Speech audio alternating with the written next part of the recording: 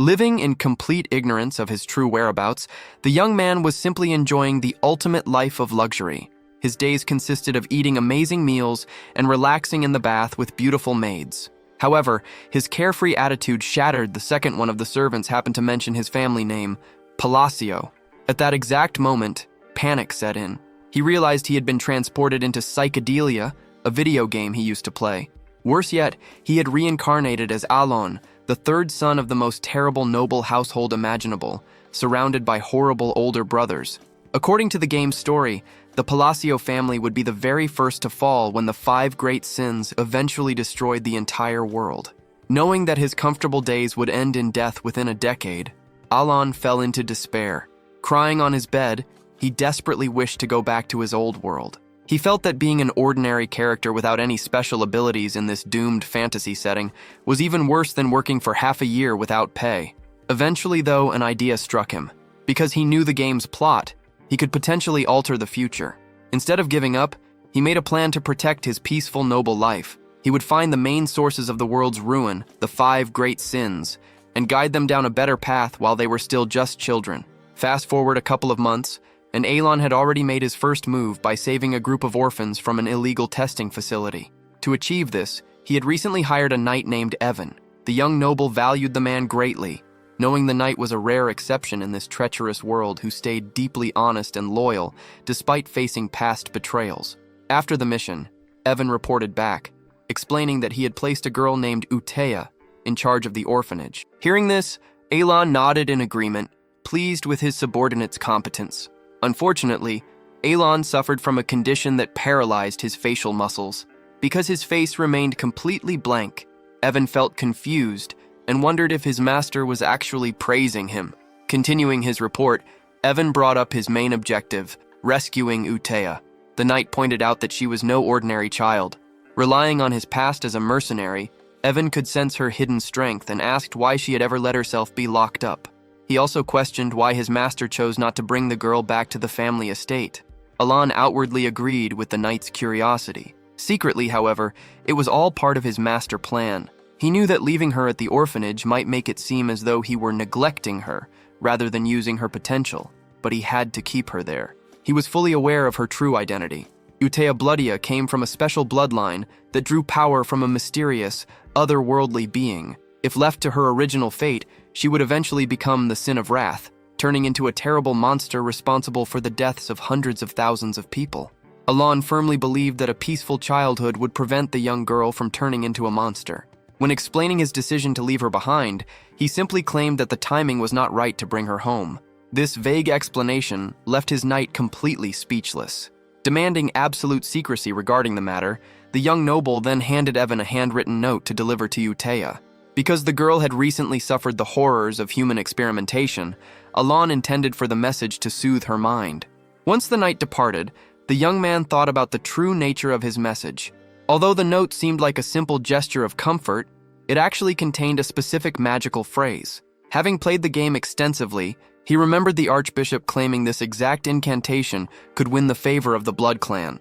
In his past gaming experience, he had tried using those words to pacify the Sin of Wrath. That attempt had failed, ultimately costing him his life because the monster was already too far gone. However, he was optimistic that it would work this time around since the girl was still young. Feeling a deep sense of relief for seemingly preventing one of the world's major disasters, Alon could not help but laugh at how easily a single sentence might tame a terrifying creature. He figured the minds of religious fanatics were simply impossible to understand. At the orphanage, the situation was intense.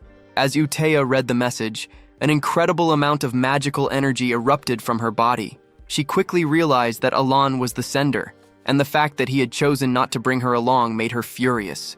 Radiating a lethal aura, the child managed to physically manifest her magic, an advanced skill typically limited to masters. Just as her anger peaked, she remembered his reasoning about the timing being wrong. Oddly enough, this explanation worked perfectly to calm her down. She viewed the letter's contents as a secret vow meant specifically for her and her new master. Despite her current situation, she was indeed the Sin of Wrath and the future bloody queen of her clan. Meanwhile, Alon was in high spirits, convinced that his luxurious, peaceful life had just been extended. Feeling as though even the bright moon was celebrating his success, He eagerly began his next task. While rummaging through the library to find clues about the third boss's whereabouts, a pile of books suddenly collapsed on top of him. Just then, Evan returned to confirm that he had successfully taken care of the second child according to the plan. The young noble's primary worry was whether the knight had been gentle with the kid, to which Evan gave a reassuring nod. However, their conversation was abruptly cut short when the study door was smashed to pieces. The person who ruined the door was Tonio Palladio, Alon's second oldest brother. He immediately began making fun of the young man for looking at books when he was supposedly unable to read. Keeping his frustration hidden, Alon stayed quiet and wondered how the original owner of his body had ever put up with such terrible treatment. Although a part of him desperately wanted to fight back, he swallowed his pride, knelt respectfully, and excused himself from the room. Tonio looked incredibly satisfied by his younger sibling's obedience, but his joy was cut short when a flying dagger almost struck him. The weapon had been thrown by their eldest brother. Soon, the two older siblings were glaring at one another with deadly intentions, trading insults about how the other smelled. It was a stark reminder for Alon that, despite being unimportant characters destined to die early in the original game, the members of the Palladio family possessed terrifyingly immense strength. Instead of joining the brutal succession war between his siblings, one a notorious underworld boss and the other a powerful drug lord, Alon chose to simply walk away. As a fight broke out between the two men right there in the study, the young noble and his knight quickly escaped. Playing the role of a useless, illegitimate child was his ultimate strategy for a peaceful life. Once safely back in Alon's bedroom, Evan shared his observations about the newly rescued boy, noting that he was far from normal. The knight was deeply confused. His master acted like a helpless fool, yet somehow possessed the intelligence to track down hidden slave markets and save victims. Sending this second kid to the orphanage also baffled Evan. However, Alon secretly knew these children were actually capable of destroying the world. Found in the Kalian Kingdom's underground market, this boy was Deos Machalian, the game's second boss. Destined to become the sin of sloth after enduring horrific abuse, Deos was infamous among players for his terrifying cruelty, as he always repaid others exactly as he was treated. Because of Deos's vengeful nature, Alon had explicitly ordered his knight to be gentle with the boy.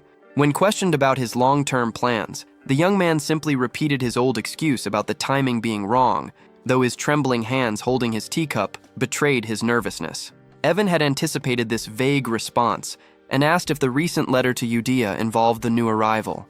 Confirming this, Alon explained that he had included some casual complaints to bond with the girl, alongside instructions to look after the boy. Meanwhile, at the orphanage, the traumatized Deos kept his distance from the other children. That evening, Udea approached the shattered boy and brought up the black goat, the entity responsible for his physical scars. Surprisingly, she praised him for being selected by the Great Moon. She urged him to embrace his granted power, promising that absolute loyalty to their shared master would guarantee his revenge. Sparked by her speech, Deos released a massive surge of energy. Standing under the moonlight with Alon's letter, Udea resolved to write back. The following day, while Alon was busy researching the third boss, Evan interrupted with shocking news. The second brother had died prematurely. The subsequent funeral was an absolute disaster.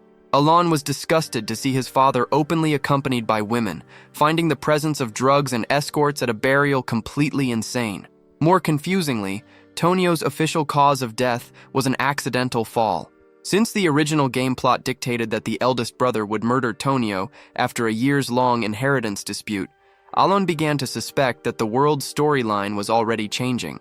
While Alon suspected that Leo or his followers were behind the recent events, he chose to ignore the situation to concentrate on the 5 great sins.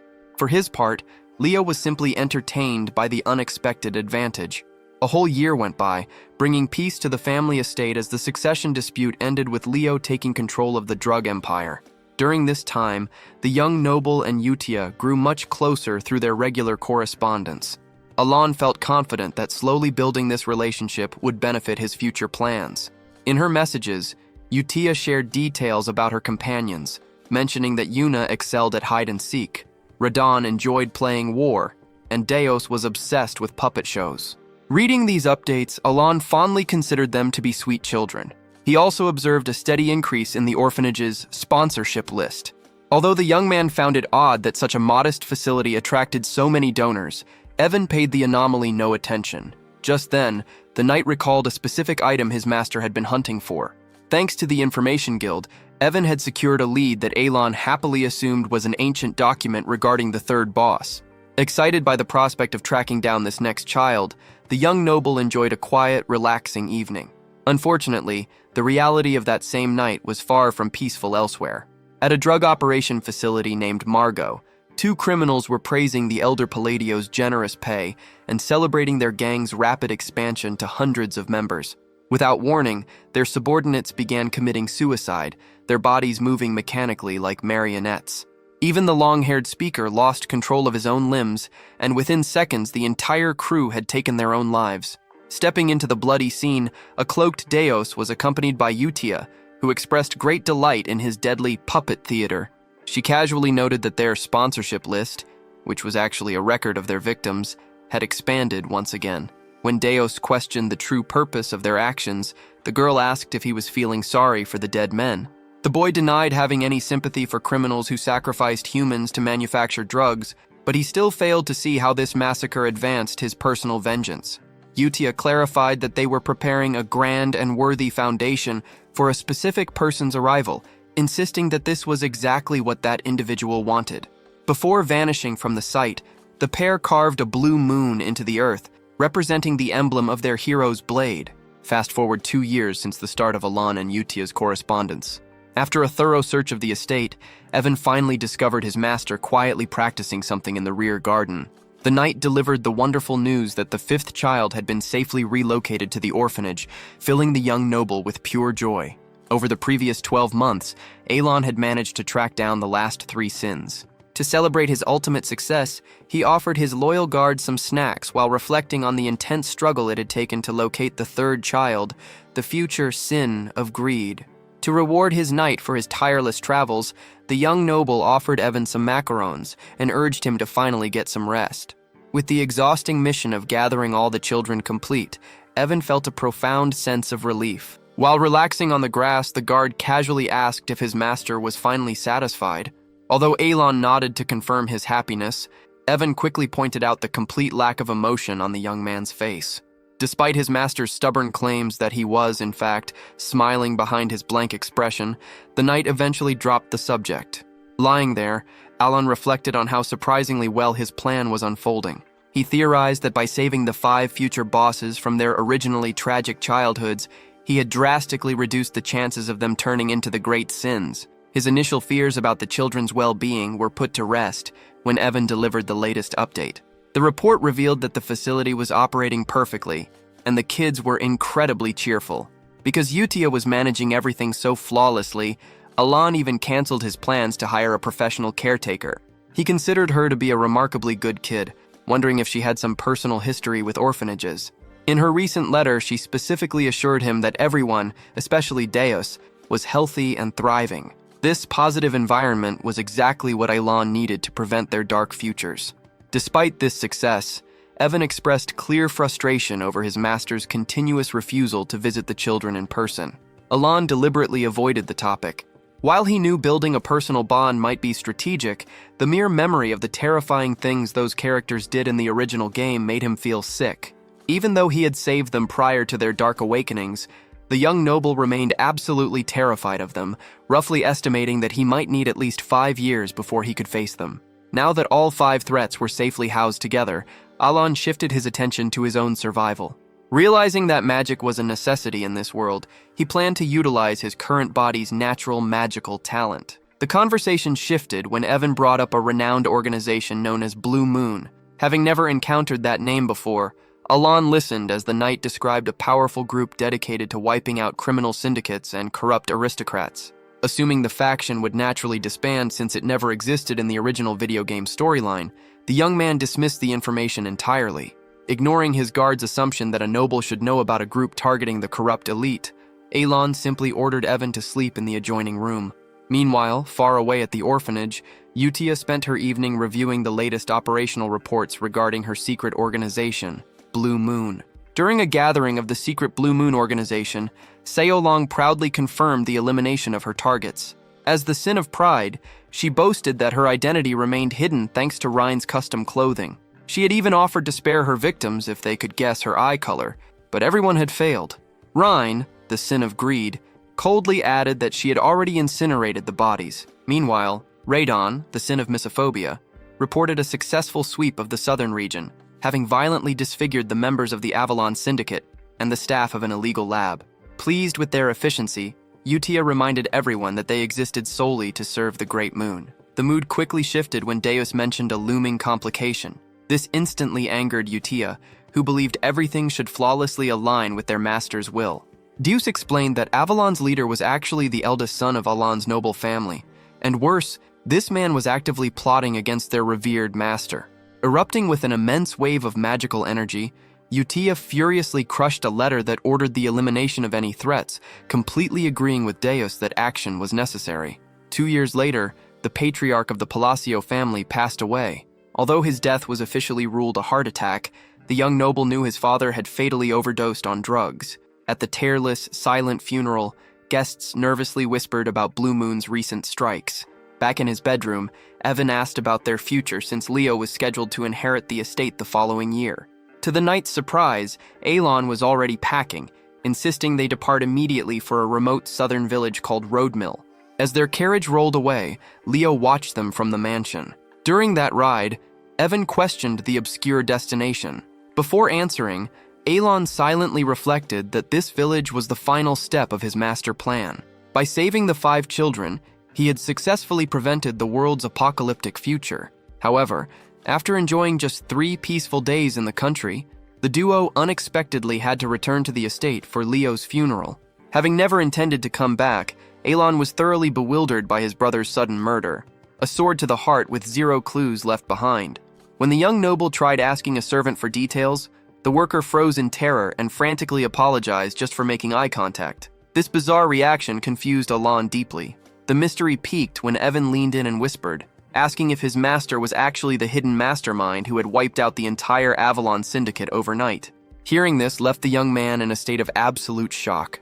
Opting for the remote village of Roadmill was a highly calculated move. Not only did the location possess a luxurious family villa where the young man could live comfortably, but it was also entirely separated from the game's original storyline. When Evan questioned the decision, Alon vaguely claimed that everything happened for a specific reason. Knowing his master's habit of avoiding troublesome topics, the knight remained completely unsatisfied with the answer, though Alon firmly refused to elaborate further. Back at the estate, Leo was internally debating his younger brother's fate. Although he had seriously considered poisoning the seemingly useless boy right after their father's funeral, Alon's sudden departure made the assassination feel unnecessary. Nevertheless, feeling highly irritated by the recent struggles of his Avalon Syndicate, Leo ordered his trusted subordinate, Alman, to tail the carriage. To Leo's absolute shock, his usually obedient right-hand man boldly asked if he should just eliminate the boy instead. When the elder brother angrily demanded strict obedience, Alman suddenly plunged a sword straight into Leo's chest. The dying heir was stunned by the betrayal. Dropping his disguise, Alman revealed himself to be Radon, a member of the Blue Moon organization. He explained that his group truly worshipped the Red Moon and acted as its protective sword, completely intolerant of anyone who threatened their master. Radon coldly confessed that he had patiently played his part for 2 years, just waiting for Leo to finally express a desire to harm Alon. When the bleeding noble tried to threaten the assassin with his powerful gang, Radon calmly stated that Avalon was about to be permanently wiped out anyway. Walking away from the body, the killer reflected on how the eldest brother had foolishly wasted the mercy previously granted by their great moon. Meanwhile, Alon was living his absolute dream life in Roadmill. His daily routine consisted of sleeping in and eating delicious meals whenever he pleased. Unfortunately, this perfect noble lifestyle was abruptly shattered by a telegram announcing Leo's demise.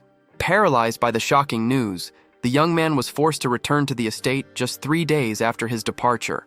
Upon arriving, he immediately noticed the servants behaving with intense fear around him.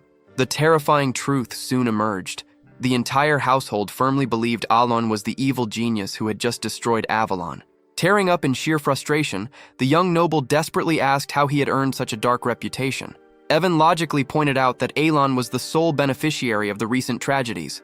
With his last brother dead and the hostile syndicate ruined, Alon had suddenly become the undisputed family heir, all while possessing a flawless alibi.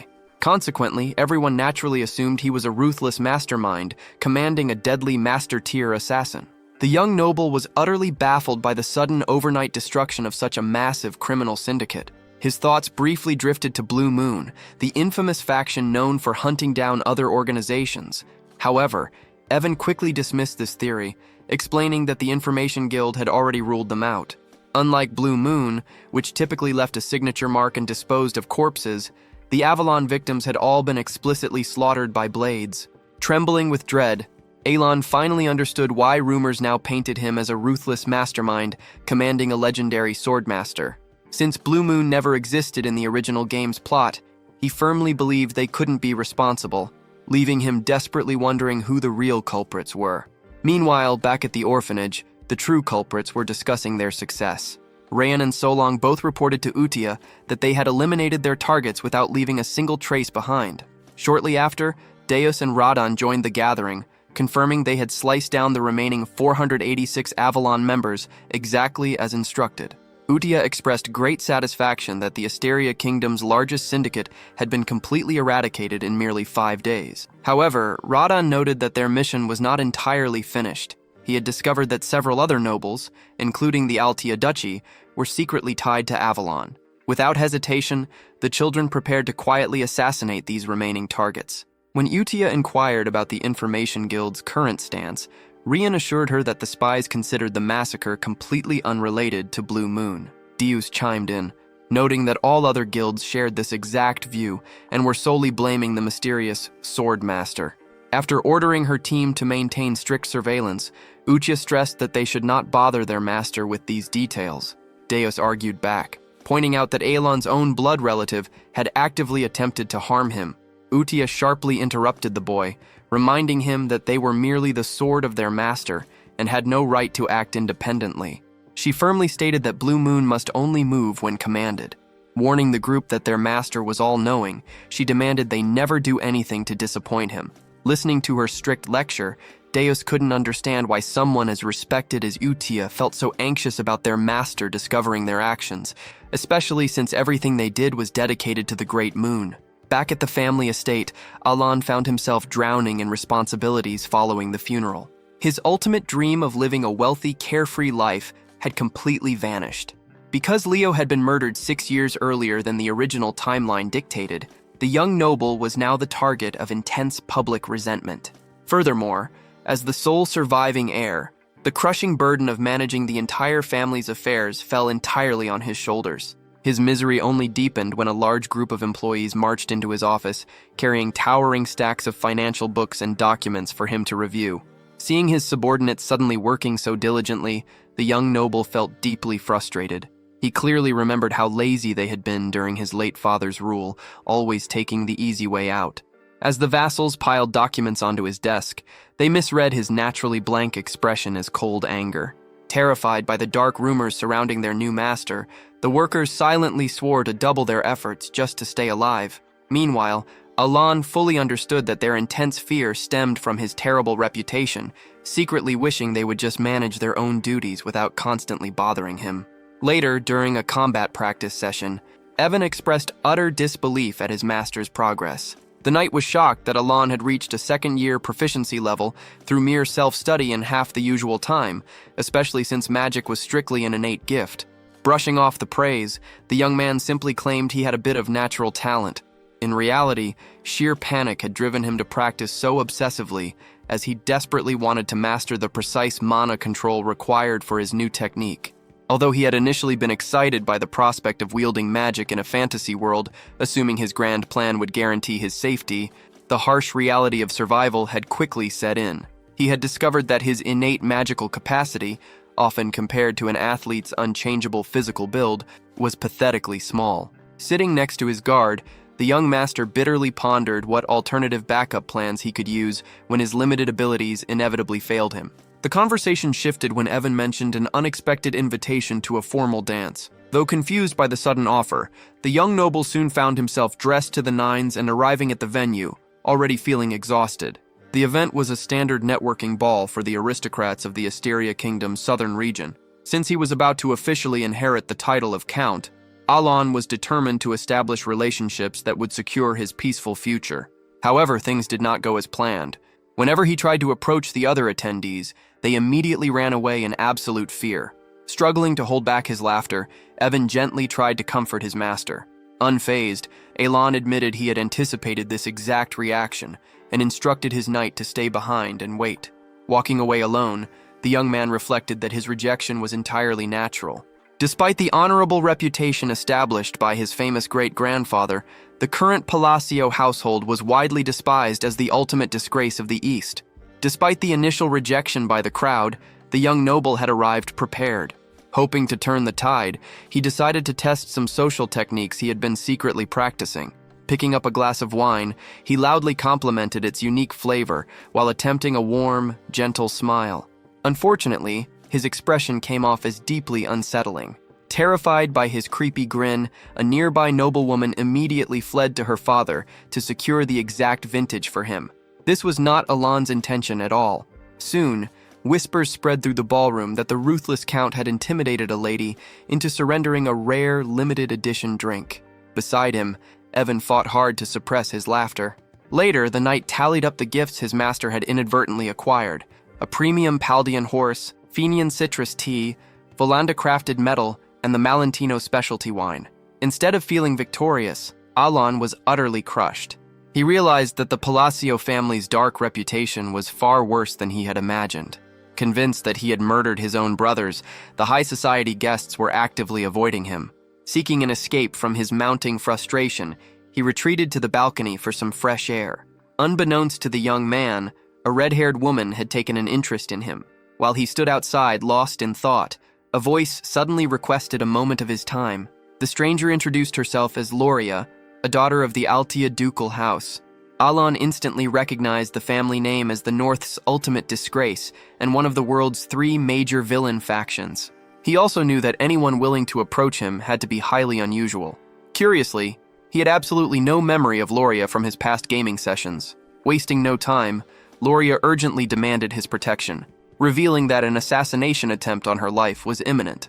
She explained that she was the daughter of the Duke's mistress, and had only survived this long due to her father's favor. Now that the Duke was severely ill, her legitimate sisters were plotting her murder. Everything suddenly made sense to Alon. This girl must have been killed off before the original game's storyline even began. Despite her desperate pleas and a grand offer to surrender half of the Altia estate in exchange for his backing, the young noble flatly rejected her. Although he secretly sympathized with her tragic circumstances, keeping himself alive was already difficult enough without taking on someone else's deadly family drama. Moreover, he simply did not possess the terrifying power the rumors claimed he had, making it impossible to save her. However, seeing her absolute despair made him feel slightly guilty. In a weak attempt to comfort the doomed girl, he offered a vague assurance that she would eventually find some good fortune before heading back inside. Meanwhile, completely hidden in the darkness, Deos and Rein had witnessed the entire exchange. Noting that a member of the Altia family had dared to interact with their master, Deos resolved to alert the Red Moon about the potential situation. Rein argued that informing their master about the situation was entirely unnecessary. Based on their gathered intelligence, Loria was the sole member of her family uninvolved with the Avalon Syndicate, meaning Radahn had no reason to target her. Deus considered this excellent news, confidently noting that the rest of the corrupt Altia bloodline would eventually meet their demise anyway. Emphasizing their primary directive, Rein reminded the boy that their absolute priority was suppressing all rumors so their master would never discover the truth behind the Avalon massacre. Back at the banquet, Alon felt completely isolated, sensing an invisible barrier that kept the terrified aristocrats at a distance. Suddenly, a red-haired woman approached him. Hoping this was his golden opportunity to finally forge some valuable political ties, he politely returned her greeting, though her deeply suspicious aura frustrated him. Recognizing her from his past gaming sessions, the young noble quickly concluded that no ordinary aristocrat would ever dare to speak to him first. When he respectfully addressed her as Lady Zenonia, the woman was genuinely surprised, having not expected to be recognized. Alon silently acknowledged her infamy. Kalia was the eldest daughter of Count Zenonia, whose sophisticated corporate-style criminal empire formed one of the Asteria Kingdom's 3 great villainous households alongside the Altius and his own Palacio family. Aware that he desperately needed high-ranking allies to survive, the young man gracefully complimented her beauty, even though he knew her family's syndicate was destined to collapse. Thanking him, Kalia expressed a strong desire to continue their conversation. While Alon also wanted to network, the intense, judging stares of the surrounding crowd made him extremely uncomfortable, leaving him secretly wishing he could just flee the venue. Misinterpreting his distant demeanor, Kalia assumed the chilling rumors about his ruthless personality were completely accurate. Expressing her hope that they would meet again, she abruptly bid him farewell, leaving the young noble utterly baffled by her quick exit. Meanwhile, hidden in the darkness outside the venue, Rein confirmed that their Avalon cover-up remained flawless. Deos, however, spotted a new complication. A mysterious man was secretly spying on their master. Lacking explicit instructions to attack, Rein decided to simply monitor the stalker for the time being, fully prepared to assassinate him if the situation escalated. Sometime later, Evan found himself staring in bewilderment at a canyon radiating a deeply sinister energy. The knight was entirely baffled by how the chasm's interior remained pitch black despite the bright daytime sun. In contrast, Alon felt an immense sense of accomplishment at having finally tracked down the location.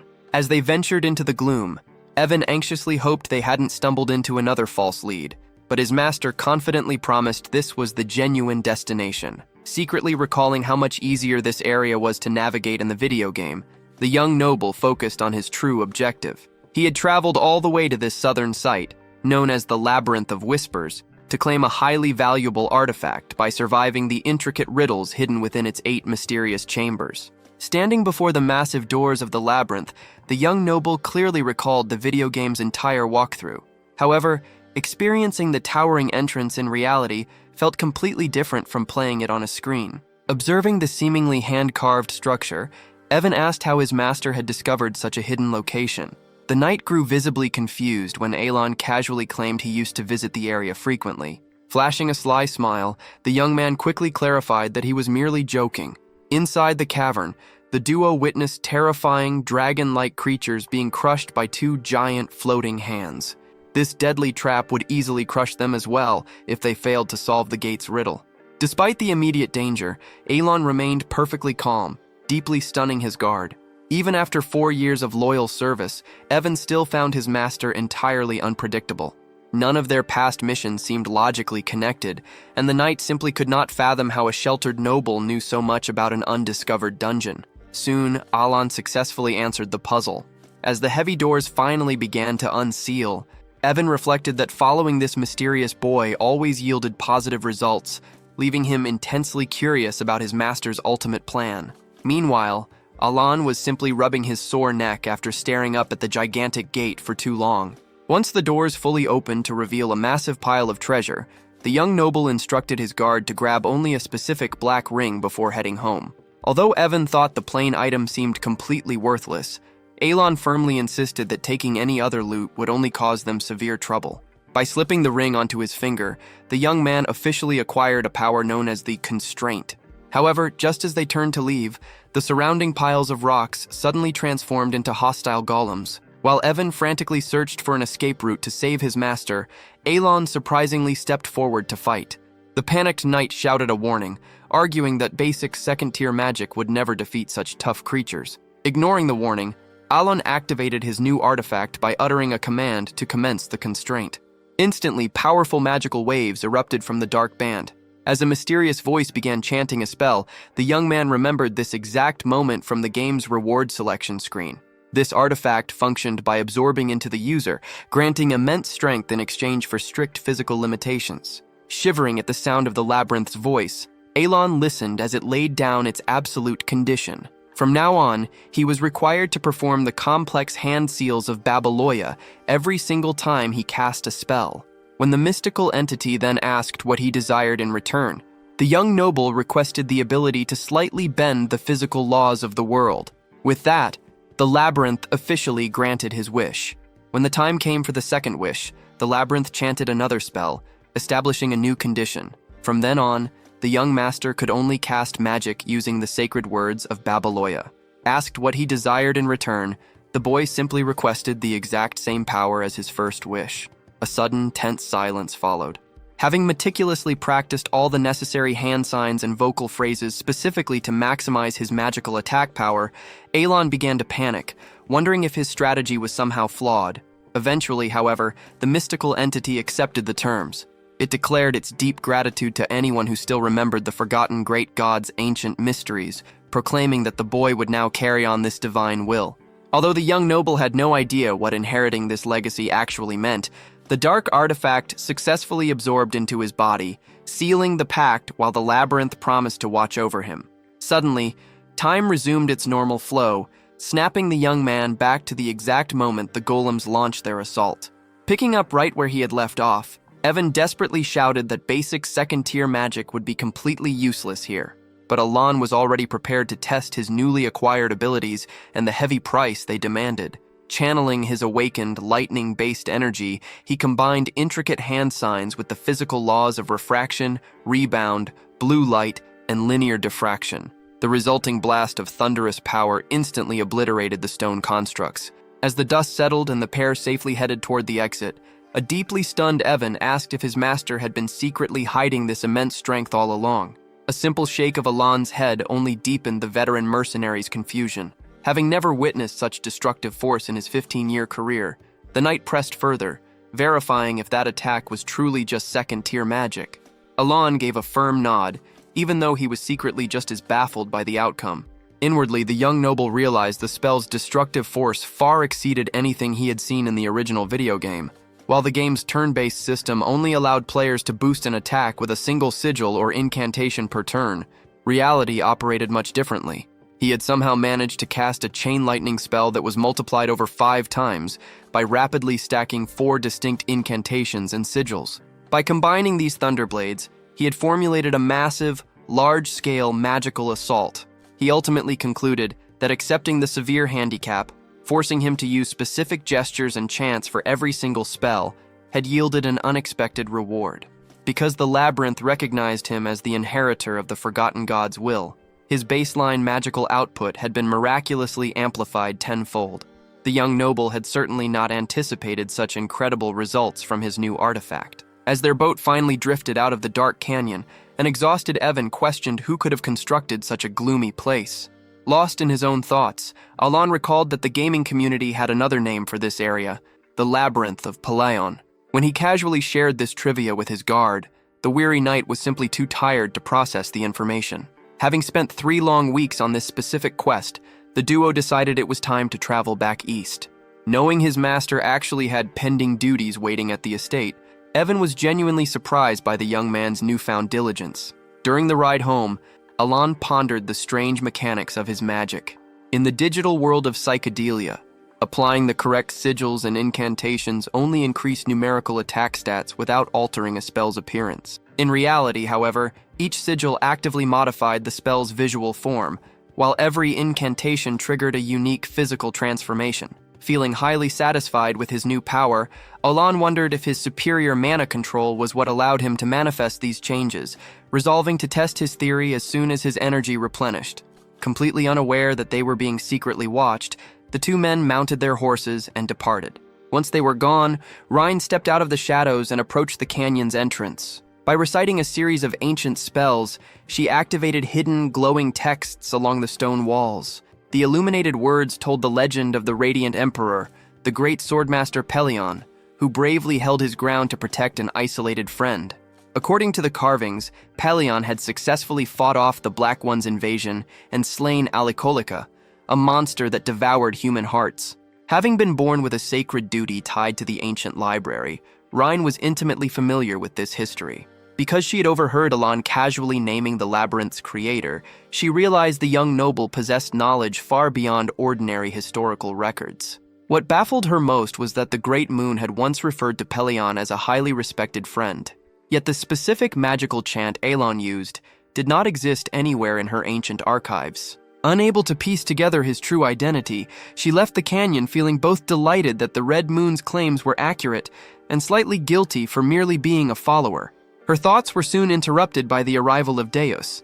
The boy frustratingly reported that his intelligence-gathering mission had failed because his intended target had already been murdered. Recognizing the severity of the situation, Rein decided to report the complication to their superiors for proper handling. Later that same evening at the Zenonia estate, Kalia reflected on her brief encounter with Alon. She concluded that the dark rumors about the young count were absolutely accurate, specifically noting his cold and emotionless stare. What puzzled her most, however, was his claim that she was famous. While the Zenonia family was undeniably powerful and well-known, Kalia herself rarely attended social events, making his immediate recognition of her highly unusual. Hoping for some insight into the strange boy's behavior, she asked her father for his perspective, but the count remained completely silent.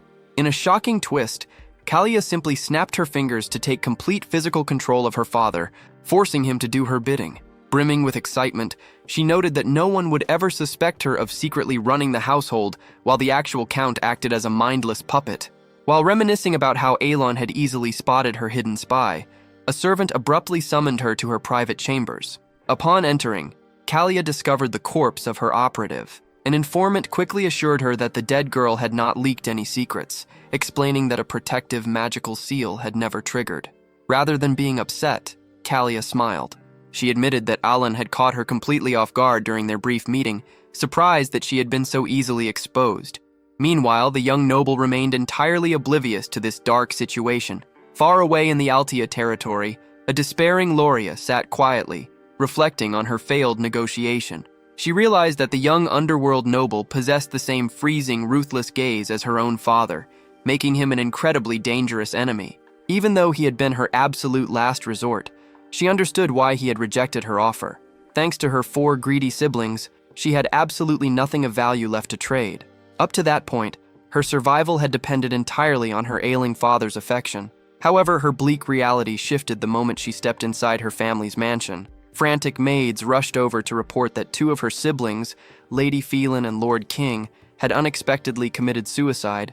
Utterly stunned, Loria could not fathom why such ruthless relatives, who would gladly stab their own family in the back, would ever take their own lives. When she inquired about her remaining siblings, Tamalian and Marianne, the servants soon made a gruesome discovery. The pair had slaughtered each other inside a locked room. As sheer panic consumed the household, nobody could make sense of the bloody tragedy. Unnoticed by the chaotic staff, Radon quietly slipped away from the property, having secretly caused the entire massacre. Amidst the running maids, Loria suddenly remembered Alon's parting comment about good fortune heading her way. Connecting the dots, she mistakenly concluded that the young man was a terrifying mastermind who expertly hid his true identity while waiting to seize power from the shadows. Trembling with fear, she finally grasped the horrifying weight of his so-called blessing. Following the sudden death of her siblings, Loria officially inherited the Altia Duchy. Although she shuddered with deep regret over making a deal with a man she now considered a literal demon, she knew betrayal was completely out of the question. Having witnessed the gruesome fate of those who opposed him, the new heir resolved to push forward without looking back. Fast forward 2 months, and an oblivious Alon received a surprise package from the new Duke of Altia. To his great astonishment, the gift was an extremely rare Kernax wine, an incredibly expensive luxury that cost several thousand gold coins per bottle. Upon opening the package, the young noble discovered a personal note revealing that the sender was actually Loria, not the old duke. Hearing the messenger explain that the new head of the family had personally arranged the hand-delivered gift, left Elon completely speechless. He realized that the desperate girl had somehow officially become the Duke of Altia, which made him feel a pang of guilt for abandoning her during their previous meeting.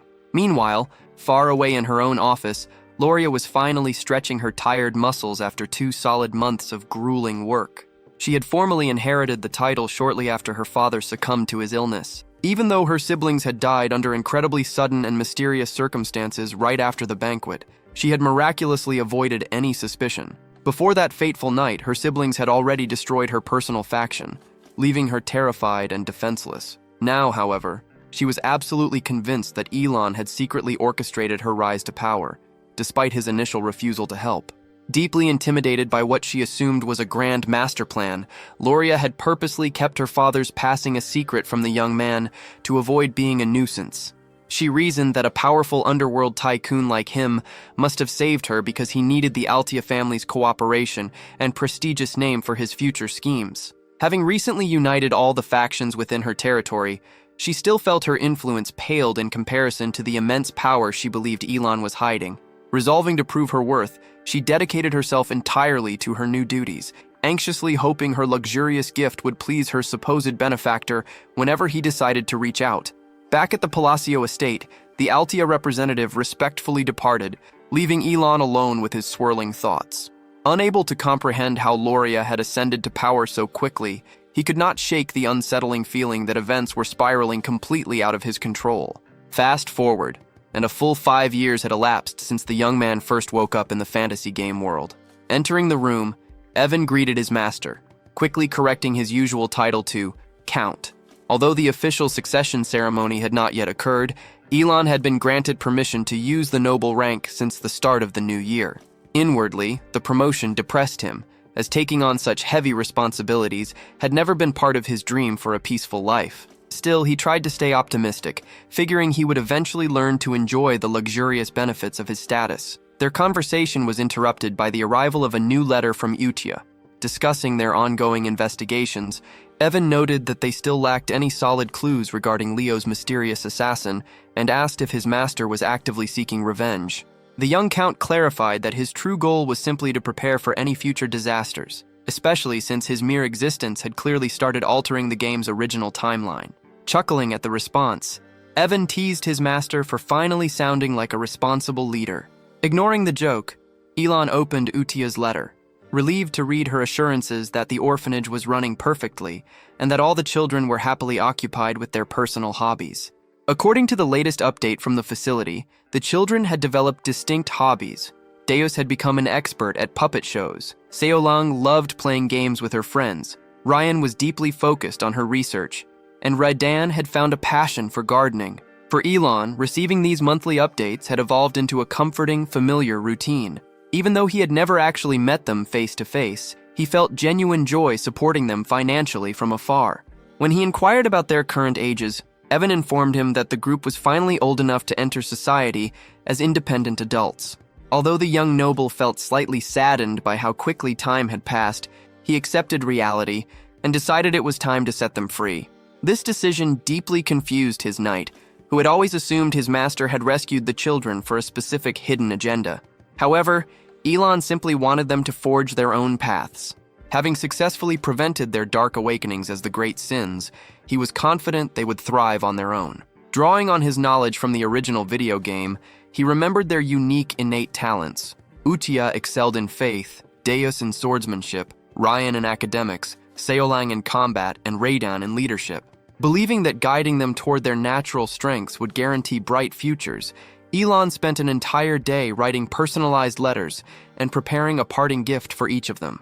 Once finished, he handed the stack to Evan for delivery, sincerely hoping the 5 youths would use his guidance to step boldly into the real world. Meanwhile, back at the orphanage, the 5 fully grown youths received their individual messages. Their reactions ranged from eager excitement to intense seriousness. Instead of reading the letters as heartfelt farewells, the group treated them as strict, formal commands. Before opening the new instructions, Utia insisted on reviewing their past correspondence. Since the other children had never been allowed to read Utia's private letters before, Seolang was thrilled to finally see them. However, as everyone examined the old documents, they were puzzled. To them, the texts read exactly like ordinary, casual conversations rather than secret operational directives. Addressing their confusion, Utia explained that their master had purposely disguised his commands as everyday complaints from the very beginning to avoid interception. To illustrate her point, she referenced his very first letter. In it, he had casually asked how she was doing before complaining that his second brother had treated him like a piece of furniture. Utia confidently interpreted this mundane venting as a direct assassination order, pointing out that he had also instructed her to reply once she had settled in, which she took to mean reporting back after the kill. She further revealed that his simple request to take care of the orphanage had actually been a coded mandate to establish the Blue Moon organization. Stunned by this meticulous planning, Deos remarked that such a complex method was a brilliant way to prevent information leaks. Utia firmly agreed, confirming that reading between the lines was the only proper way to decode their master's hidden will.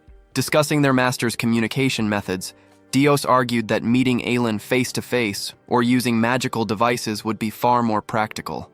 Radon agreed, pointing out the clear danger of their physical letters being intercepted. However, Uchiha quickly shut down their complaints, firmly reminding everyone that their only duty was absolute obedience. Prompted by Seolang, the group finally opened their new instructions to discover their future destinations. Alon had assigned Deos to the knightly realm of Caliban, Seolang to a colony, Radan to the entertainment hub of Raxus, Rhine to the maze-like city of Lartania, and Utia to the holy kingdom of Rasoria. Although Deos was utterly baffled by the command to become a knight, he was relieved to read that their master would continue funding them.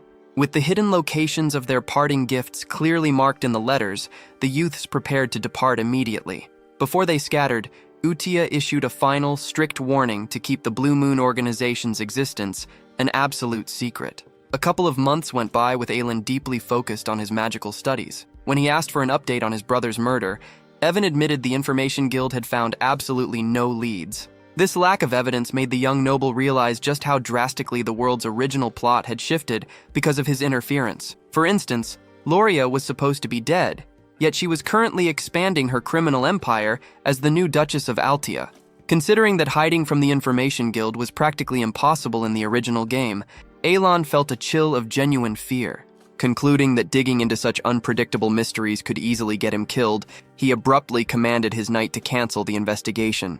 He figured that as long as he left these dangerous secret factions alone, they would likely leave him alone too. Just as he dropped the subject, Evan shared some surprising news. Deos had officially earned his knighthood in Caliban. The updates only grew more impressive from there. Within 3 months, the knight reported that the boy had established his very own knightly order, a feat that shocked Alon since it meant Deos had somehow achieved expert status in record time. Evan also noted rumors that Caliban's next sword, the formal title for a master knight, would likely emerge within the next decade, leaving the young noble bursting with pride. Exactly 1 year after the youths had left the orphanage, Alon officially inherited the title of Count. During the celebrations, Evan walked in with unbelievable news. Deos had already been crowned as a master knight. Baffled, the new count muttered to himself, recalling that this prestigious rank was strictly reserved for swordmasters. In the game's lore, a swordmaster was a superhuman warrior who had mastered the aura blade and unlocked a rare, advanced skill known as derivation. Clarifying the situation, Evan explained that the boy had not yet unlocked derivation. However, because Caliban had recently lost one of its top warriors to northern invaders, the nation awarded Deos the title after he successfully defeated their fourth sword in combat. The young count was absolutely astounded. Mastering mana typically took 15 years, while achieving derivation required decades of rigorous training. Yet Deos had reached this incredible peak in a single year with 0 prior experience. Aelin confidently assumed the boy would soon break the game's record for the youngest master knight, currently held by a character named Reinhardt, once he figured out derivation. Imagining how having such a powerful ally could benefit his own peaceful life, Aelin briefly smiled before sighing in disappointment, realizing the boy probably owed him nothing. Dismissing his master's complaints, Evan pointed out that this distance was perfectly natural, considering Aelin only ever bothered to write letters to Utia. Despite his minor complaints, the young count knew that Utia's correspondence always contained news about the other youths, since the group constantly monitored one another. Secretly hoping to receive at least a simple expression of gratitude for the parting gifts, Aelin felt a sting of disappointment. To snap himself out of his gloomy mood, he lightly slapped his own cheeks. He quickly rationalized the situation, reminding himself that the absolute most important thing was that the children were living happy lives rather than destroying the entire kingdom as the 5 great sins. Meanwhile, in the prestigious noble district of Kurdum, the capital of Caliban, Deos Macallion stood inside the grand estate of the Lunar Eclipse Knight Order. Now serving as the Order's captain and holding the title of the youngest master knight, he looked out a window and shared a warm wave with his sister. Reflecting on the past year, he still felt slightly embarrassed by his emotional journey. Originally, his heart had been consumed by pure, uncontrollable hatred after the Black One stripped away everything he loved. Simply being rescued by Aelon had not been enough to instantly win his allegiance. Instead, it was the firm guarantee of future vengeance that anchored his loyalty to the secret organization. For years, the boy had recklessly thrown himself into dangerous missions without caring for his own safety, desperately paving a path toward his enemies. Everything changed when he received his very first personal directive from his master, ordering him to retrieve a specific gift from a small southern tavern in Regat 10. Although he had zero interest in presents, Deos followed the instructions and experienced the shock of his life. Waiting at the inn was his beloved younger sister. Through Elon's unexpected intervention, his shattered world had been miraculously made whole again. While they later sat together sharing a cup of tea, Deos gently asked Shili to explain how she had survived since their tragic separation. The girl recounted being abducted by the same villains, spending what felt like an eternity waiting in terrifying darkness. Just as her turn for execution arrived, a miraculous rescue occurred. Years passed, and she eventually found herself on the brink of being auctioned off at an underground slave market until Evan violently dismantled the operation to free her. From that day forward, Shili had been provided with constant medical care and financial backing. Most shockingly, she revealed a letter from Aelin himself, which promised her that she no longer needed to worry, as both siblings were permanently protected under the Palacio family's power. Seeing his master's actual name on the paper left Deos completely paralyzed. He could not comprehend why the secretive Great Moon would willingly expose his true identity. Furthermore, the knight was deeply baffled as to how Aelin even knew about his sister's existence in the first place, considering Deos had never mentioned his family to anyone. Even Utea, his closest associate, only knew the vague detail that he had survived a brutal attack by the Black Ones. Remembering Utea's firm belief that their master knew absolutely everything, Deos suddenly found all his lingering doubts vanishing. The puzzle pieces had finally clicked into place. Although he had once judged the girl's intense devotion, the knight now realized his own foolishness. It became incredibly obvious that Aelin had been aware of his sister's survival all along, subtly guiding the deeply isolated boy toward this joyful reunion. Pulled from his deep thoughts by Shili's voice, Deos gently patted her head.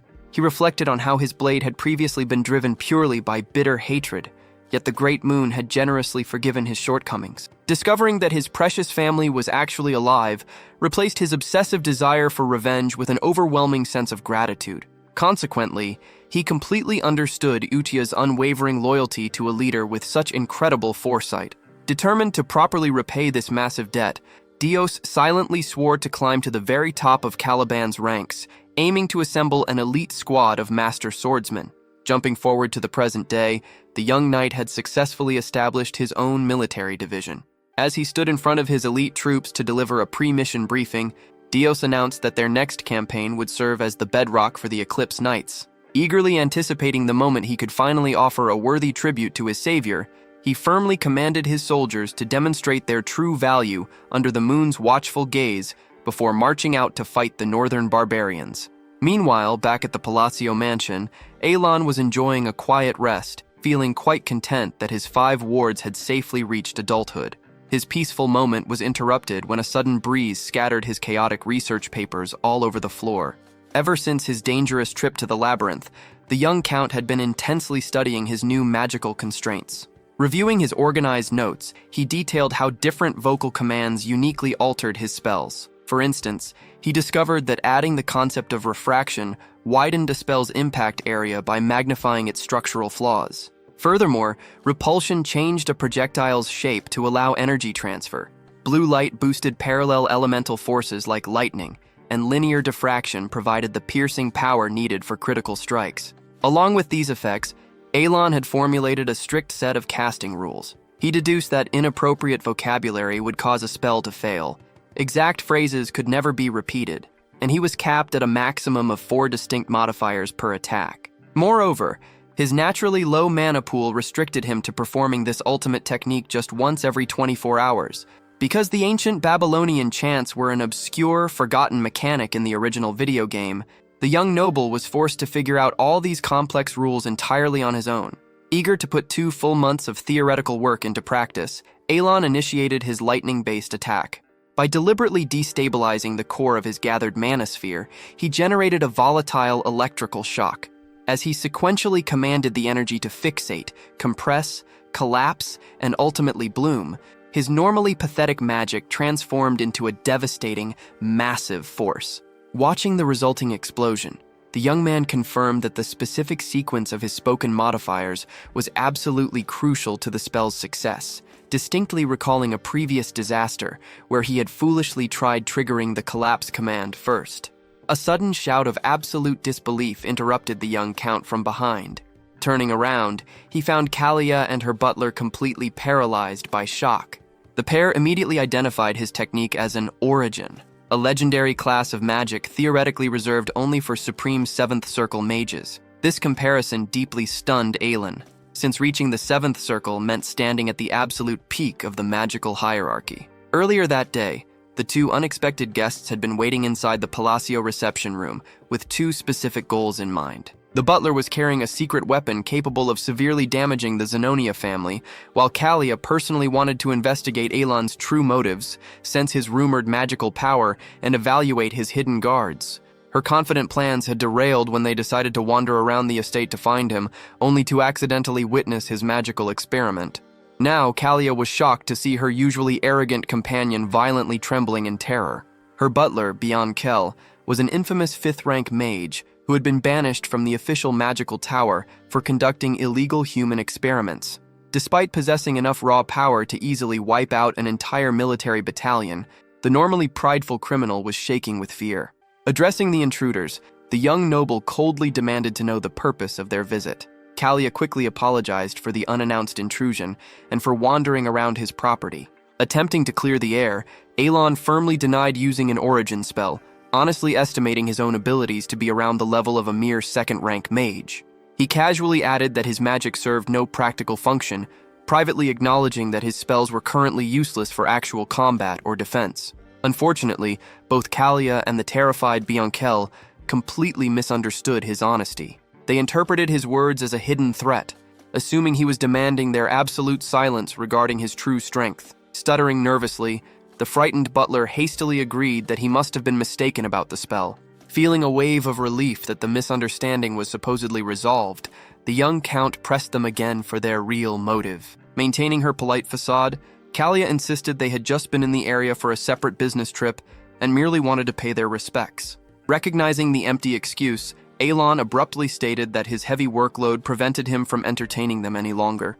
Expressing her gratitude for his brief time, the noblewoman stood up to leave. Just before they departed, the young man casually suggested that she reach out to the Duke of Altia if she ever needed someone to converse with, genuinely believing the two women would get along perfectly. Taking his casual recommendation as a serious directive, Kalia immediately resolved to arrange a meeting with the Duke. As the young count and his knight watched the carriage roll away, Evan casually questioned why the disgraced Western family had bothered to visit them at all. Having absolutely no clue himself, Aelin only felt a growing sense of dread. He was terrified that if false rumors about him casting 7th Circle magic began to spread, every power-hungry faction in the kingdom would inevitably target him. Turning back toward the mansion, he comforted himself with the logical assumption that two rival underworld syndicates like Zenonia and Altia would never actually cooperate. His only true wish was that the strange duo would never return. Meanwhile, inside the departing carriage, Kalia asked her still shaking butler if the spell he had witnessed was truly an origin. Shaking his head, Biankel fearfully explained that a true origin was a magical phenomenon where a mage literally painted their own rules over the absolute unchangeable laws of reality. Through his mystical observation, Biankel witnessed the very fabric of the Count's magic being torn apart, suggesting that Aelin was testing absolute reality itself. The butler watched him anchor lightning and distort natural laws to manifest a spell, a feat so illogical it seemed like the work of a forgotten deity. Realizing how dangerous these thoughts were, Biankel forced himself to stop investigating. Having spent his life studying ancient mysteries, he concluded that they should never oppose or provoke Count Palacio. Kalia could only sigh, accepting that trying to decipher his motives was pointless, and feeling as though she had already become a pawn in Aelin's game by following his advice to visit Altia. 2 years passed since the 5 youths had departed, and our hero asked for any updates regarding their status. While he received no direct news about the children, he was shocked to learn that House Zenonia and the Altia Ducal House had formed a formal alliance. This information felt like a heavy burden, as he never imagined the two pillars of the underworld would actually unite. Aelin panicked, fearing that despite his efforts to save the young sinners, this new shadow alliance would inevitably cause the Asteria kingdom to collapse. He found it hard to believe Kalia had taken his casual suggestion so seriously, but he tried to dismiss it as a temporary situation. To be safe, he immediately wrote to Kalia to apologize if he had seemed cold or blunt during their meeting, ordering Evan to deliver the note. Later, while reviewing a letter from Utia, the protagonist noticed a total lack of information regarding Radan and Seolang. He worried that Seolang might have died, reflecting that she could have become a legendary Langland warrior if she had secured his gift. In the original game, she was destined to be a great leader of the Golden Mane tribe as long as she didn't fall into the sin of pride. Aelin had even revealed the location of a hidden treasure to fund her journey, yet he knew the bitter truth. Her homeland was a brutal place where the world could only be conquered through raw power. The narrative shifts to the desert kingdom of Colony, where Seolang has finally completed a grueling ordeal. As she stretches, she wears the gift provided by Aelin, reflecting on how she initially mistook the Golden Mane essence for a simple lucky charm. She now understands that the childhood stories of her people were actually true. Her tribe descends from the legendary Golden Mane, the sovereigns of all beastkin. The artifact she holds is a centuries-old heirloom that bestows both immense power and divine right. Seolang recalls the day the Great Moon saved her from death as a test subject and granted her the means to avenge her parents against the Black Dragon. She interprets her master's gift as a sign that she must not remain a common gladiator. Instead, she plans to become the greatest warrior in history, reunite her clan to restore their 500-year-old glory, and eventually execute the dragon. Looking up at the moon, she vows to dedicate her life and the future of the strongest beastkin lineage to her savior. Meanwhile, back in the office, Evan presents the latest intelligence gathered by the Information Guild regarding the 5 youths. The reports indicate that Seolang has become famous in Colony, earning the nickname Golden Flash due to her incredible exploits. Aelin is visibly relieved to hear of her success, and Evan notes that her strength is a perfect fit for a lawless place like the Desert Kingdom. However, news about Radan remains scarce since his departure for the trade city of Raxus. Although some leads exist, Evan is still verifying their accuracy. The atmosphere shifts as Aelin coldly asks his knight if he is currently occupied. After confirming he has finished all his tasks, Evan is told they must begin preparing for a month-long journey to a magic tower. The knight is caught off guard, as his master had neglected to mention this plan until now. While Evan points out that the Green Magic Tower is only a week away, Aelin clarifies that their destination is actually the Blue Magic Tower located near the Labyrinth City. Despite his deep dislike for long carriage rides, the young count considers the trip essential. He knows of a specific item at the tower that can compensate for his naturally low mana reserves. Recalling his time in the game, he remembers that Lartania was the primary location for gaining experience in psychedelia. The city's central labyrinth was famous for providing better loot the deeper a player ventured. However, it was also a source of frustration for many, as no player had ever reached the bottom, leading to rumors that the dungeon simply descended forever. Because the endless maze continuously yields new relics and artifacts, certified magic appraisers in this region have become both highly respected and incredibly wealthy. In this environment, a girl named Rhine is preparing for her upcoming appraisal exam. Back at the estate, our hero reflects on the gift he sent her, worrying it might be too small since it was only intended to assist with basic equipment evaluation. He resolves to provide more significant support later if his initial gesture proves insufficient. The narrative shifts to Lartania, a lawless city teeming with mercenaries and explorers. Tucked away in a southern corner is a secretive shop called Merd, which has become famous for its elite services, drawing in A-rank adventurers and high-ranking nobles. Even the Lord of Lartania is a frequent visitor. During his current stay, Rhine finishes evaluating a mana-powered flame device for him. The Lord is impressed, noting the item's rare ability to hold an imprint. Rhine further clarifies that a tiny amount of mana is enough to keep the flame alive for an hour, leaving the satisfied Lord to depart. The shop's reputation actually stems from a specific imprint known as Screech, which was a gift from our protagonist. As Rhine works on another device, she happily recalls the words from his letter encouraging her to pursue this profession. Initially, she struggled to see how being an appraiser connected to her master's goal of defeating the Black Ones, especially since she views him as a figure from the era of forgotten gods. However, her perspective changed once she received the Eye of the Tail. This artifact, which does not exist in any known library, allows her to instantly identify items below a certain mana level. After lifting the seals, Rhine realized the imprint was actually a tool for gathering power. She now views her work as a way to collect sacrifices to eventually overcome the Black Ones, noting that she still needs 252 more for the power to reach full bloom.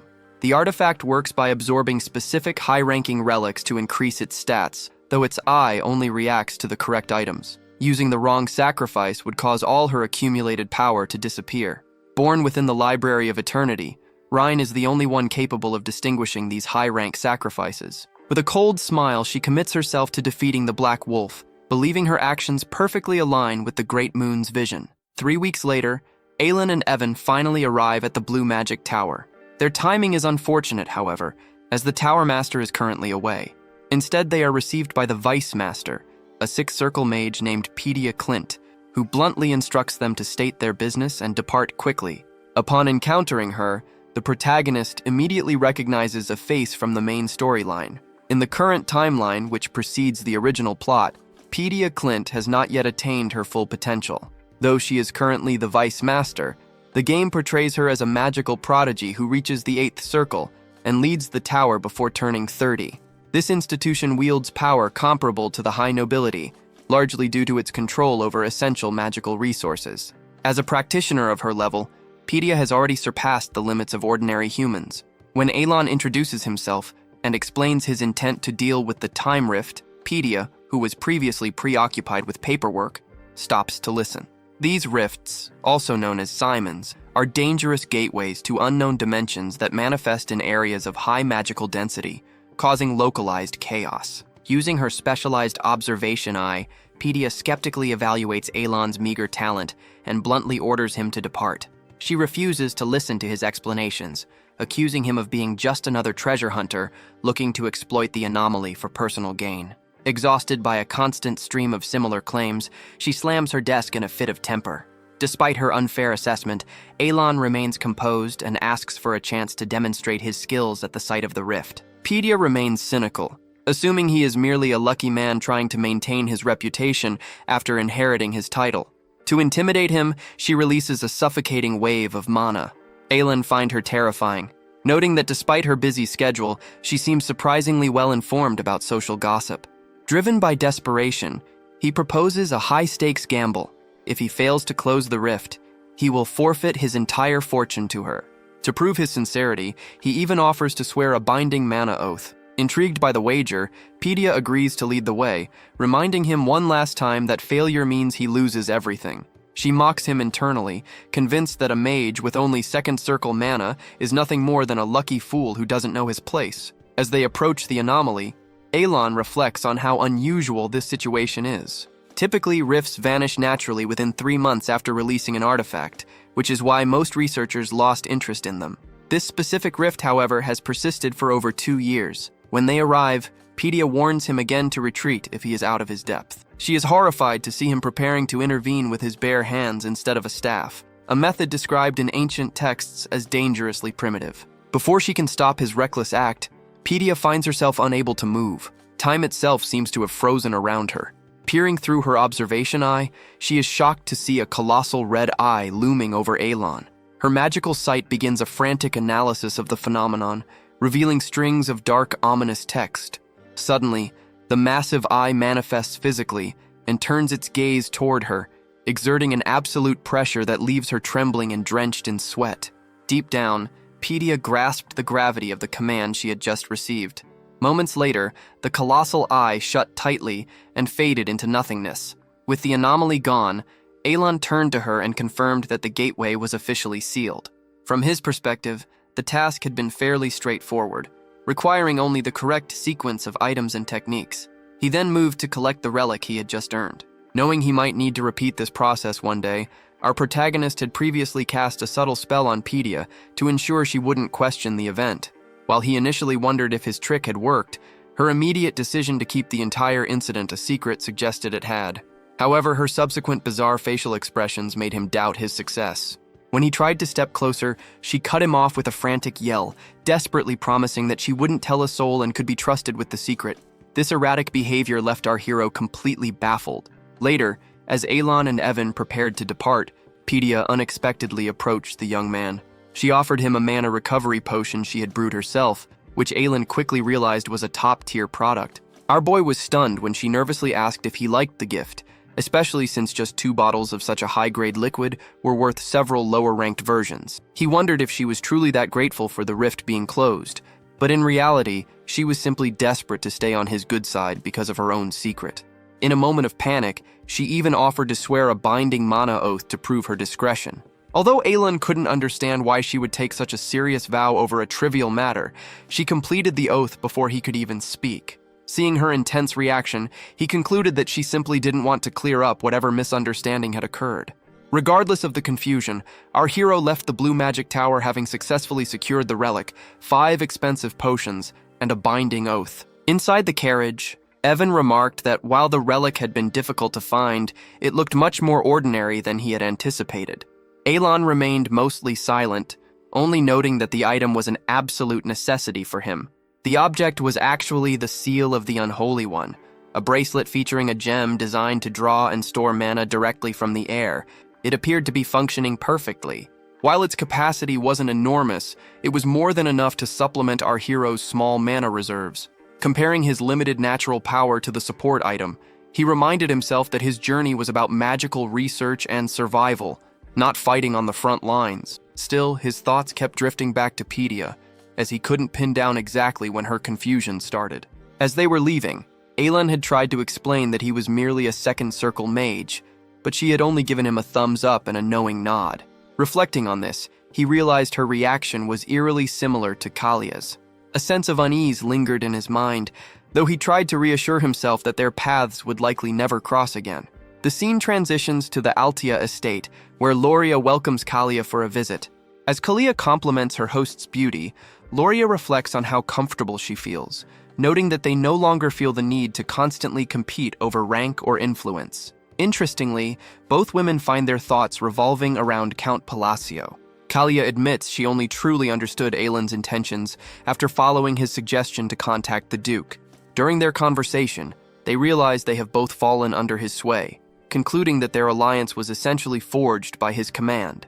In his presence, their former power struggles seem completely insignificant, which has allowed the Zenonia and Altia houses to grow much closer.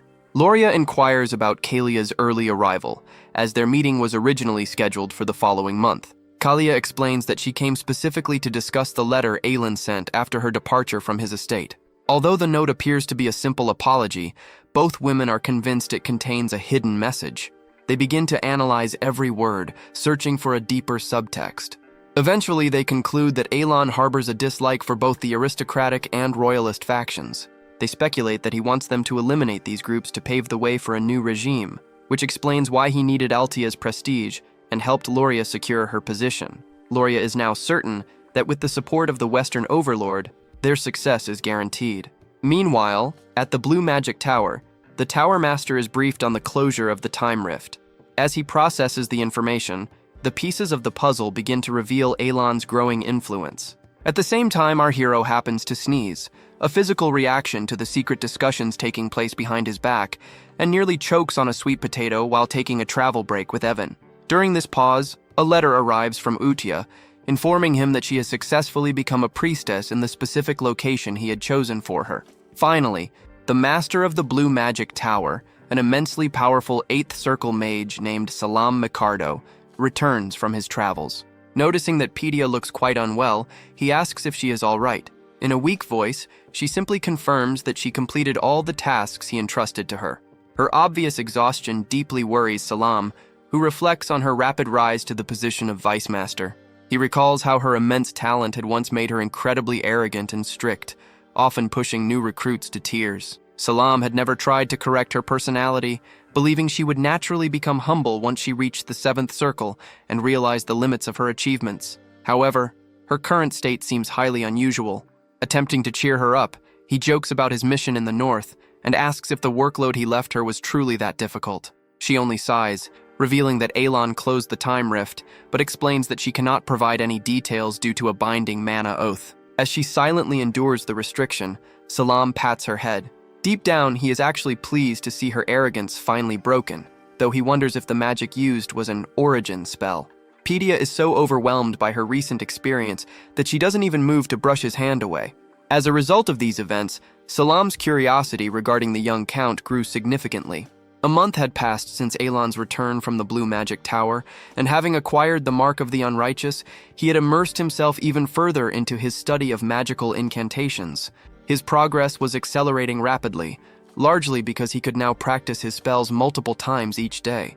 He meticulously recorded every new rule he discovered, and while his advancement followed his planned arrangements, he remained slightly uncertain about the underlying cause of his growth. Evan eventually spoke up, noting that Elan's magic had become remarkably more powerful. To the knight, the spells no longer resembled standard second circle magic. They felt like they belonged to an entirely different category compared to just a few months prior.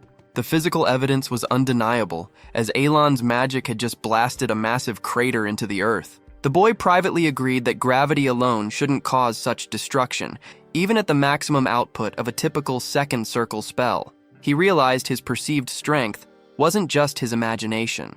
Elan considered that this power boost likely didn't stem from simple practice or the phrases themselves, as better efficiency usually just improves precision. He viewed the phrases as triggers to modify magical attributes, and had spent months experimenting with different gravity arrangements. He assumed the increased strength was a minor side effect of optimizing these patterns, simply telling Evan that his current peak physical condition was the reason he seemed stronger. After depleting his 3 daily spell charges, Elan decided to head back inside once Evan delivered a letter from Eudia. Internally, he wondered if his sudden power was a compensation for a curse.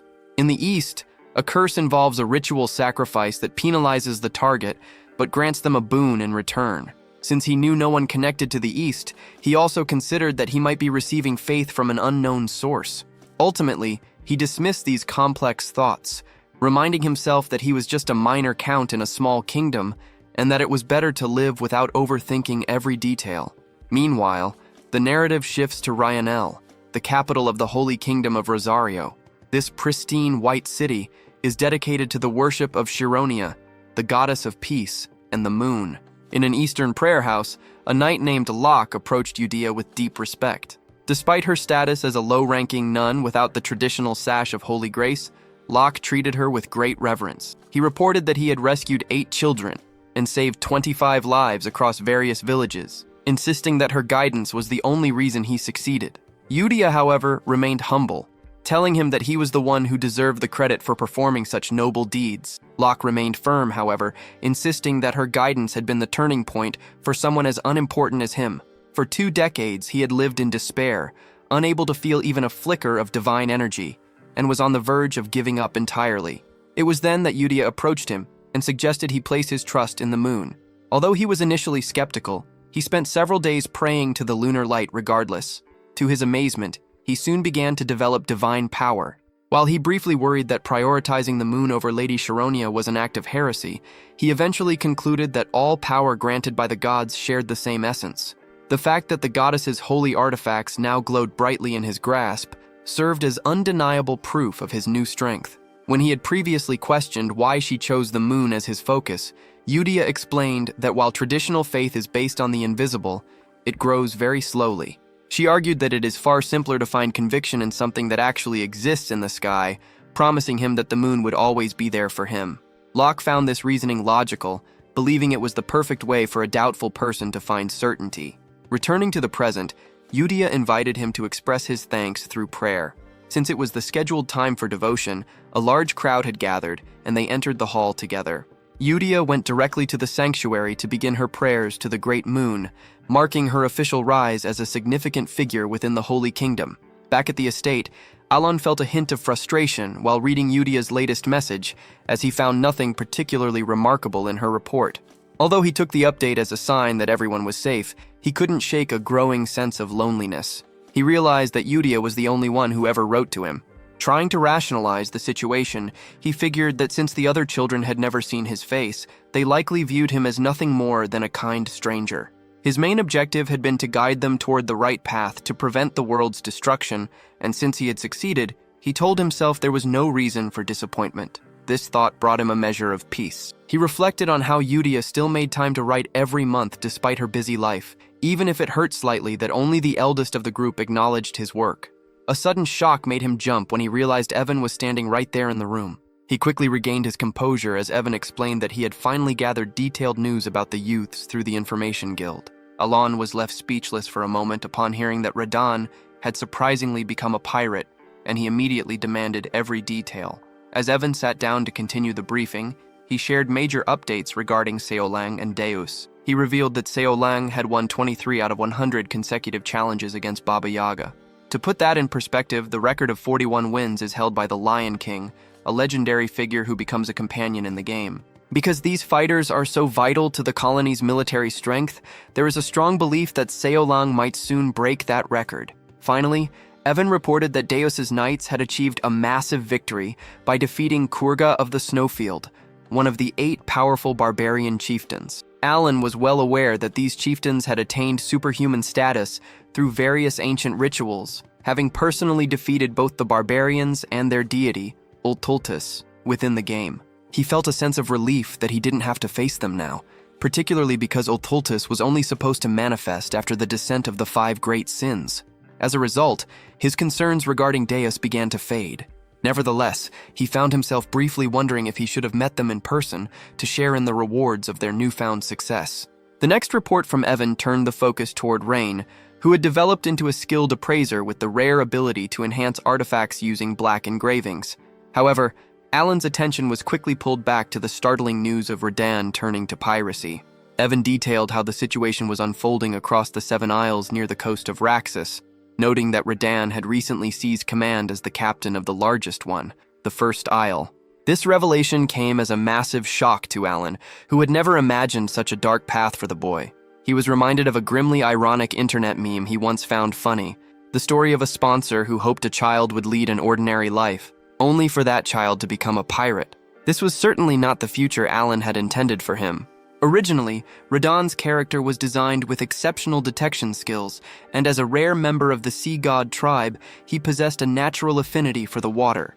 Because the Raxus Sea was known to hide many ancient artifacts, Alan had recommended he become a treasure hunter and even provided a specific gift to help him locate them.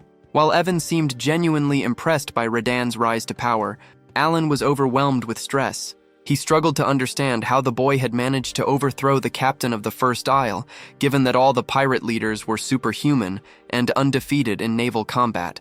He speculated that Radan might have climbed the ranks by utilizing superior relics from a bygone era, much like how Alan had spent hours grinding the treasure hunter minigame to upgrade his own equipment. Regardless of his power, Alan found it hard to come to terms with the idea of a son becoming a criminal. Meanwhile, in the maritime city of Raxus, located in the heart of the Principality of Korkia, the First Isle reigned as the premier pirate haven. Its previous leader had been eliminated by a man rumored to be blessed by the Heavenly King through sacrificial rites, the Great Pirate and Crimson Slayer, Radan. Despite his fearsome new title, Radan remained conflicted about the Great Moon. He had initially viewed the man as a compassionate savior. After all, Radan would have perished as a test subject if he hadn't met Utia and awakened his latent abilities. To be honest, his original motivation for following the Blue Moon was simply to stay close to Utia. However, receiving a direct command from the Great Moon changed his trajectory entirely. He now questioned whether becoming a treasure hunter held any true meaning, as he was consumed by a thirst for vengeance. His peaceful tribe, once hidden on a remote island, had been utterly annihilated by the beings of darkness. After the survivors finally escaped the island, hunters murdered Radan's parents and forced the boy into a life of slavery. Because of this trauma, simply working as a treasure hunter felt insufficient for the revenge he desperately craved. By the time he received his official orders, Radan had already committed to following them, and his resolve only strengthened when he spotted a ship carrying the very pirates who had killed his family. Their captain claimed they were chosen warriors blessed by a heavenly king, a notion Radan initially mocked as nonsense. However, he soon discovered a horrific reality. Their power was stolen through sacred rituals using the bodies of his own tribe. He realized that the captains of the 7 Isles were only so strong because his parents' remains had been divided into 7 parts and distributed among them. Radan became convinced that the Great Moon was behind this entire setup, believing he had been sent to this exact location for a reason. Although he was shocked that someone knew his secret history, which he had never shared with anyone, he felt that the Great Moon was actively facilitating his vengeance. At first, he worried he wasn't powerful enough to face the superhuman captains who wielded his family's stolen strength. It was then that he understood the true purpose of his gift, the goggles of Amrita. By practicing with the device, he was able to locate ancient artifacts hidden deep on the ocean floor. These items provided him with enough power to make up for his natural weaknesses. After emerging from the sea with a massive collection of relics, Radon felt foolish for merely being grateful. He realized his benefactor had not only identified his targets, but had also provided the tools to destroy them. Understanding every hidden command in his letter, he concluded that he was meant to seize control of the 7 Isles. He informed Utia that everything was being done for the Great Moon, words that were now filled with genuine trust. 3 months later, autumn arrived, bringing with it the Grand Social Assembly of Asteria. This event takes place every 2 years, and since attendance is mandatory at least once every 4 years, Elon found himself forced to participate. Despite his clear dislike for the idea, he was joined by the carriages of the Krild and Edorn families as part of a planned group. Traveling in large numbers had become the standard for nobles to discourage bandit attacks. However, while staying at an inn that evening, Aelin faced a different kind of trouble. Other nobles began questioning why he only had a single guard, rudely suggesting that his budget must be tight after his unexpected rise to the rank of count.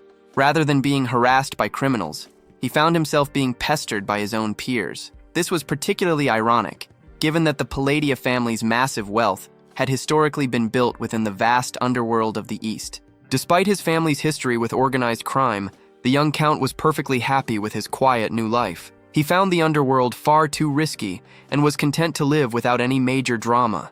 As a result of his withdrawal, smaller gangs seized control of the eastern territories, and the public generally accepted the idea that Elon had only become a noble through sheer luck. The intimidating rumors of him being a criminal mastermind slowly faded, and he was mockingly rebranded as the Lucky Brat. During their travels, other nobles continued to tease him about his supposedly empty pockets. While Elon initially felt they were being rude, he realized these families, the Krilds and Edorns, had once been victims of the Palladia family's cruelty. Viewing their insults as nothing more than the venting of petty internet trolls, he decided to apply basic gamer etiquette and ignore them entirely. While the other lords spent their time insulting him in a way that almost sounded like a repetitive rap song, Elon and Evan sat back and enjoyed some delicious grilled corn from the kitchen. They completely tuned out the noise, which only served to frustrate the two nobles further.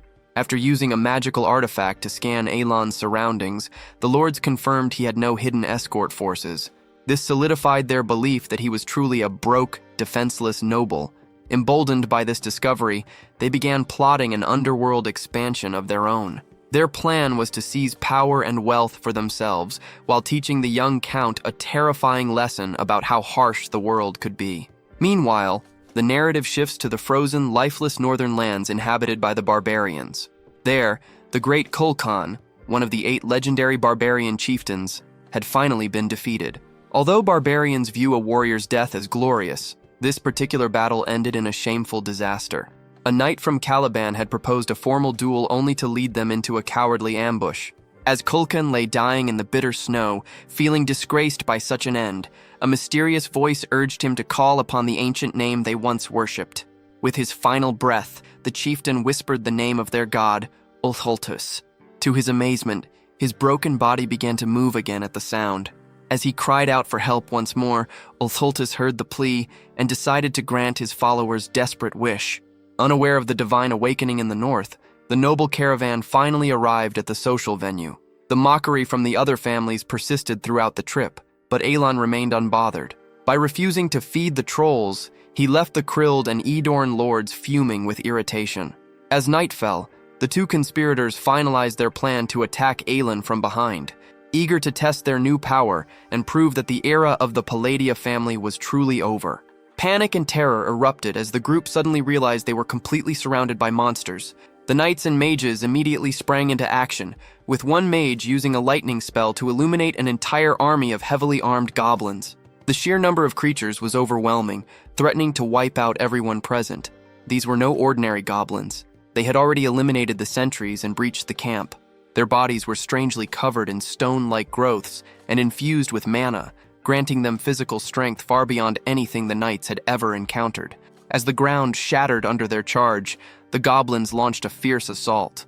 In the midst of the chaos, Aelin stepped forward to intervene, successfully deploying a third circle rock wall and a second circle shield. Utilizing the magical phrases he had been practicing, he trapped a large portion of the enemy force inside a massive hovering orb. He then triggered a vacuum effect, causing heavy rocks to rain down from the sphere onto the monsters below. Although the onlookers were stunned by his display, Aelin urged them to stay focused on the fight. As the remaining goblins rushed in, the knights and mages began their counterattack. Aelin continued to provide magical support alongside Evan, and the brutal battle lasted until the following morning. While the humans eventually emerged victorious, the survivors were left questioning the true extent of Aelin's power. Meanwhile, the young count had turned pale, privately shaken by how close he had come to death. Despite his daily spell limit having increased to 3 or 4, he had completely exhausted his mana during the struggle, leaving him temporarily defenseless. The experience of being powerless, even with Evan nearby, had been terrifying.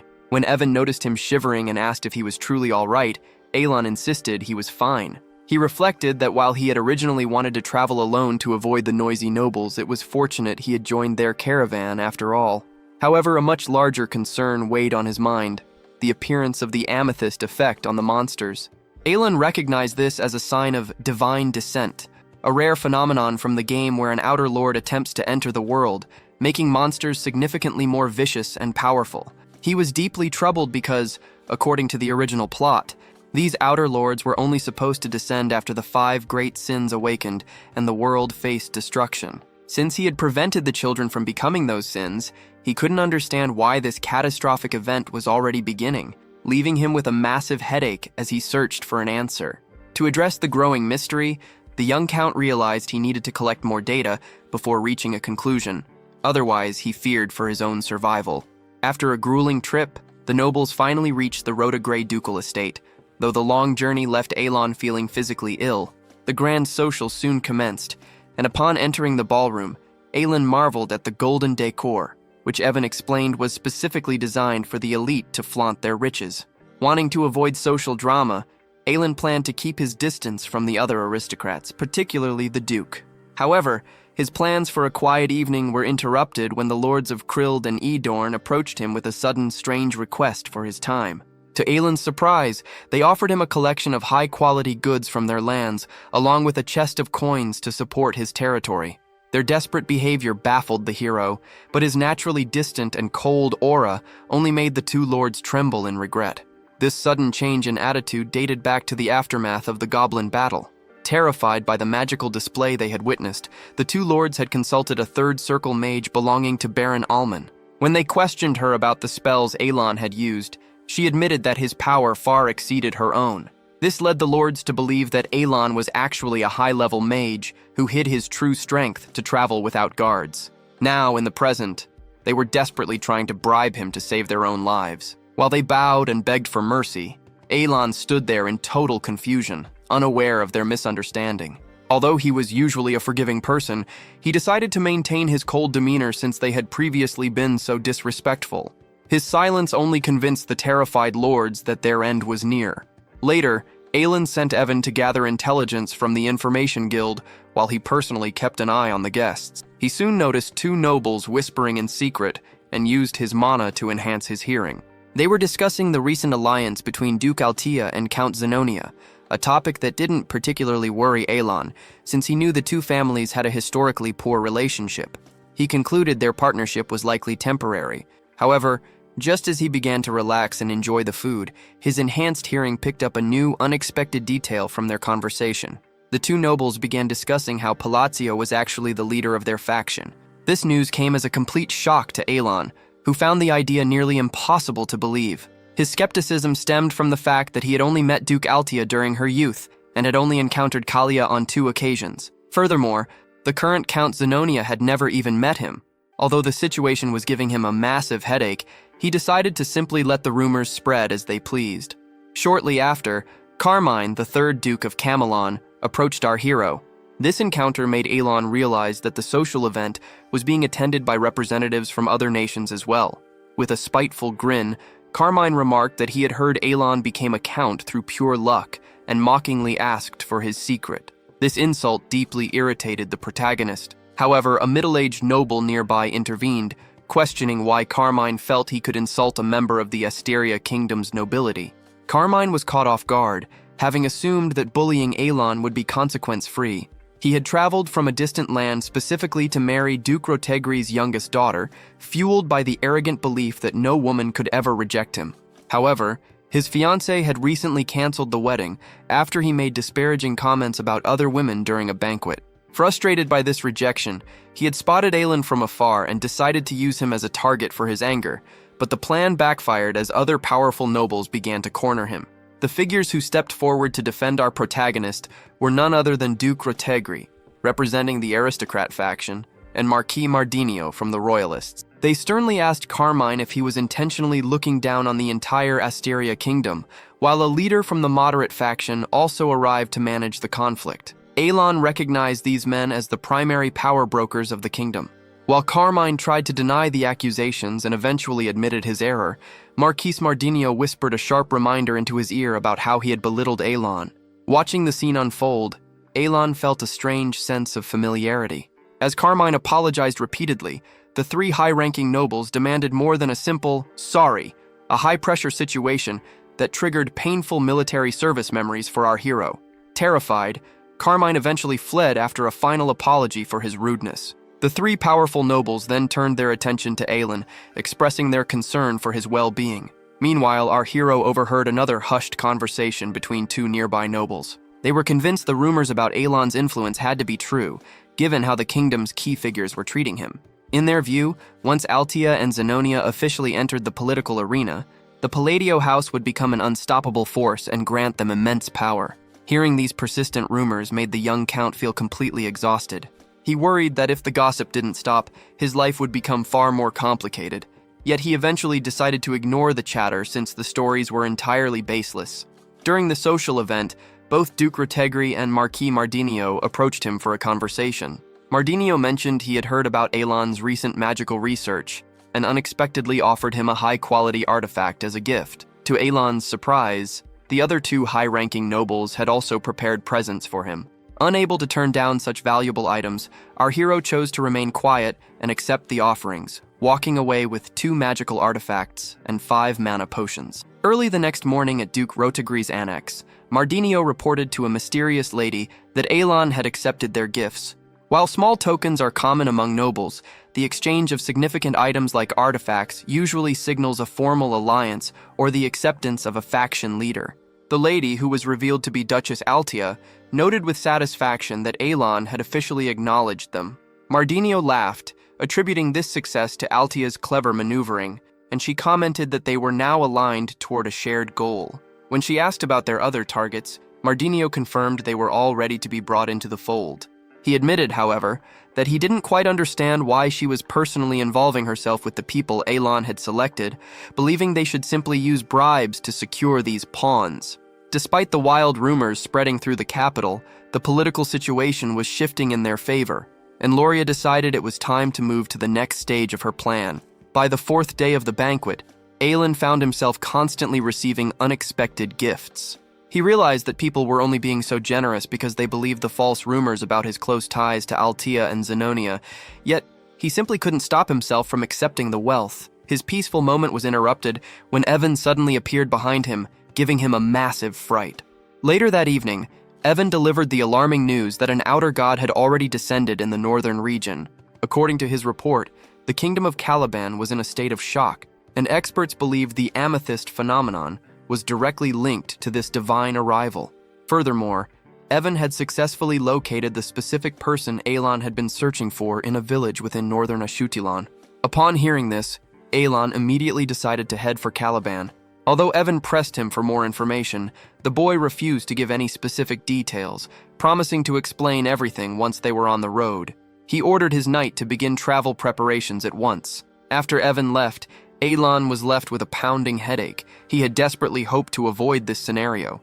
In the original game, outer gods were incredibly lethal threats, and the biggest problem was the total lack of information regarding which specific deity would manifest or how their descent would unfold. All the information Elan had gathered previously had suddenly become pointless, as he never imagined these events would unfold so rapidly. From his experience playing the game, he had witnessed hundreds of different outcomes and could clearly foresee the final result. The allied kingdoms would likely be ruined, falling into chaos due to pointless wars on lands corrupted by otherworldly power. Our hero knew that if things followed that path, his own life would soon be at risk. However, he also knew that once an outer god descends, it undergoes a stabilization period of several months before fully awakening.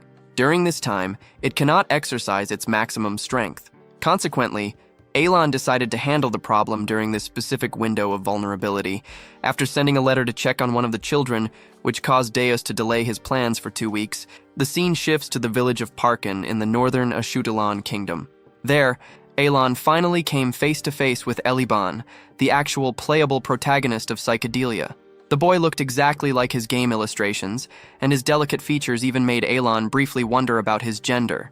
When Elan asked if the boy knew who he was, Eliban simply laughed and expressed his genuine pleasure at meeting someone new. Observing this, Elan concluded that a main character always retains a certain spark. Regardless of how much this world changed from the original game, he was certain Eliban would eventually become a powerful and famous figure.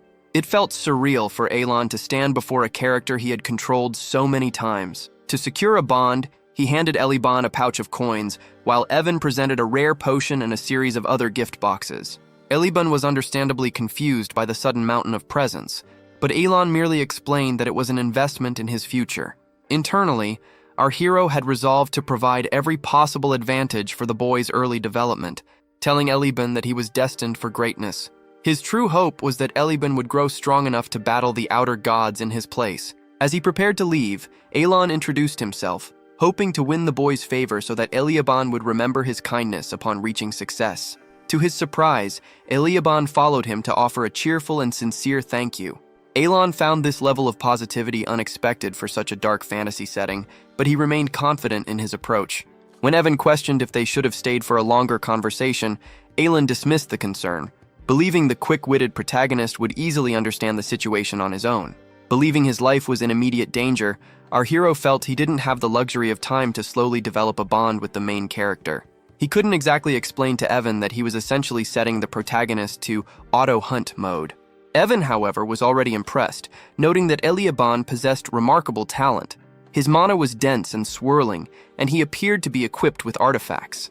While Elan agreed, he remembered that Eliban was originally supposed to be an ordinary person before his adventures began. He suspected this change was another unpredictable butterfly effect caused by his presence in the world. Since his only true goal was to return to his plan for a lazy, peaceful life, Elan told Evan that he was investing in Eliban simply because the boy was strong. He also felt reassured knowing that Eliban was one of the few truly kind people in such a harsh, dark fantasy setting. As they traveled, Elan anxiously asked Evan if Deos would even be interested in a meeting. He admitted to himself that he had avoided visiting his own orphanage out of pure fear, never expecting his past actions to lead to this situation. Evan tried to comfort him, mentioning that the children he had sponsored were actually eager to meet him in person. 10 days later, the pair finally arrived at Kurdum, the capital of Caliban. A long line of carriages had already formed at the north gate, and inside theirs, an exhausted Evan couldn't stop yawning. Reflecting on the taxing nature of long journeys, Elan looked at an antique pendant and thought about the various preparations they had made to face the outer god. He also worried whether Deos would appreciate the many gifts he had brought along. When they reached the checkpoint, Evan stepped out, confident that a simple ID check would allow them to enter the capital quickly. Elan was initially pleased with how fast things were moving, but his relief vanished when Evan returned to report a problem. Despite passing the identification process, they were being forced to step aside. Elan eventually climbed out of the carriage to confront a knight named Varan, who introduced himself as a disciple of the famous Fourth Sword, Master Knight Piola. Unimpressed and irritated by a name he didn't recognize, Elan coldly demanded to know why the knights were bothering them. Varan approached confidently, explaining that a friend from the Ashutelan kingdom had contacted him about being mistreated. It took Elan a moment to realize that the friend was Carmine. In a recent magical communication, a vengeful Carmine had cursed Elan and asked Varan to cripple him upon his arrival in Caliban. Back in the present, Varan declared that he owed Carmine a significant favor and intended to settle the debt right there. As Varan and his subordinates surrounded Elan and Evan, the young count couldn't help but reflect on how Carmine had run away after starting the fight in the first place. Varan offered them a way out, suggesting he would let them go if they handed over all their high-priced equipment. Stepping toward our hero, he pointed his sword at him and demanded they comply with his orders. The knight felt quite confident, convinced he had nothing to lose by bullying a nobleman from the Asteria kingdom, a nation with very little influence within the alliance. Furthermore, he assumed Elan was just a poor aristocrat with no powerful connections in Caliban. While Elan grew increasingly annoyed by the collaboration between these two petty rivals and began gathering energy in his palm, Varan prepared to strike. He felt no fear, certain that his master would protect him regardless of the outcome. However, before the blow could land, a newcomer suddenly intervened by grabbing Varan by the throat, causing him to let out a loud scream. As he was hoisted into the air, the struggling knight desperately wondered who was attacking him. Even Elan was stunned by the arrival of Deos, who coldly demanded to know what Varan thought he was doing to his benefactor. Unfortunately for the knight, he was unaware that Deos had recently defeated Kurga of the Snowfields in a duel. After striking Varan's face with a powerful blow that sent him to the ground, Deos grabbed him by the head and ordered him to stay still. Varan, now begging for mercy, had no idea that Count Palladio was the man responsible for Deus Macallion's success, nor did he know that the Count had earned the title Swordless. Taking complete charge of the situation, Deus warned the other underlings that any movement would result in severe consequences. He then began a brutal assault, beating Varan and slamming him against a tree. Watching the scene, Elan was shocked by the person Deus had become. Furious, Deus continued the beating, telling the knight he should be grateful that the current circumstances prevented him from killing him. As Deus landed another heavy strike on Varan's now swollen face, Evan remarked from behind that the punishment was becoming quite severe. Aelin, however, was lost in his own thoughts, specifically about being called a benefactor. He had secretly hoped to be treated more like a father figure. Still, seeing how skillful the young man had become made him feel a deep sense of pride, as if he were watching his own son succeed. Covering his face with emotion, he reflected on the joy of seeing a well-raised child, finding it sweet that Deus would go to such lengths for him in a foreign land. However, realizing the extent to which Varan had been beaten to a pulp, Elan suddenly remembered that Deus was destined to be one of the 5 great sins. Finally, Deus turned away from the defeated knight and approached Elan. Shifting his attitude completely, he bowed respectfully and announced that he would personally serve as his escort. Meanwhile, in a much colder climate, the bodies of defeated warriors were being consumed by flames. Nearby, a knight held his flag high while announcing the total defeat of the great chieftain Kulkan and his entire clan. This man was Delman, the third sword of Caliban and leader of the Crimson Flame Knight Order, who officially claimed the victory for his unit. As his soldiers cheered and raised their weapons in celebration, Delman ordered them to return to headquarters to regroup. Despite the triumph, he felt a lingering bitterness. He was determined not to let his reputation be overshadowed by a newly appointed master knight. Gritting his teeth, he resolved to use any means necessary, even illegal ones, to maintain his superior standing.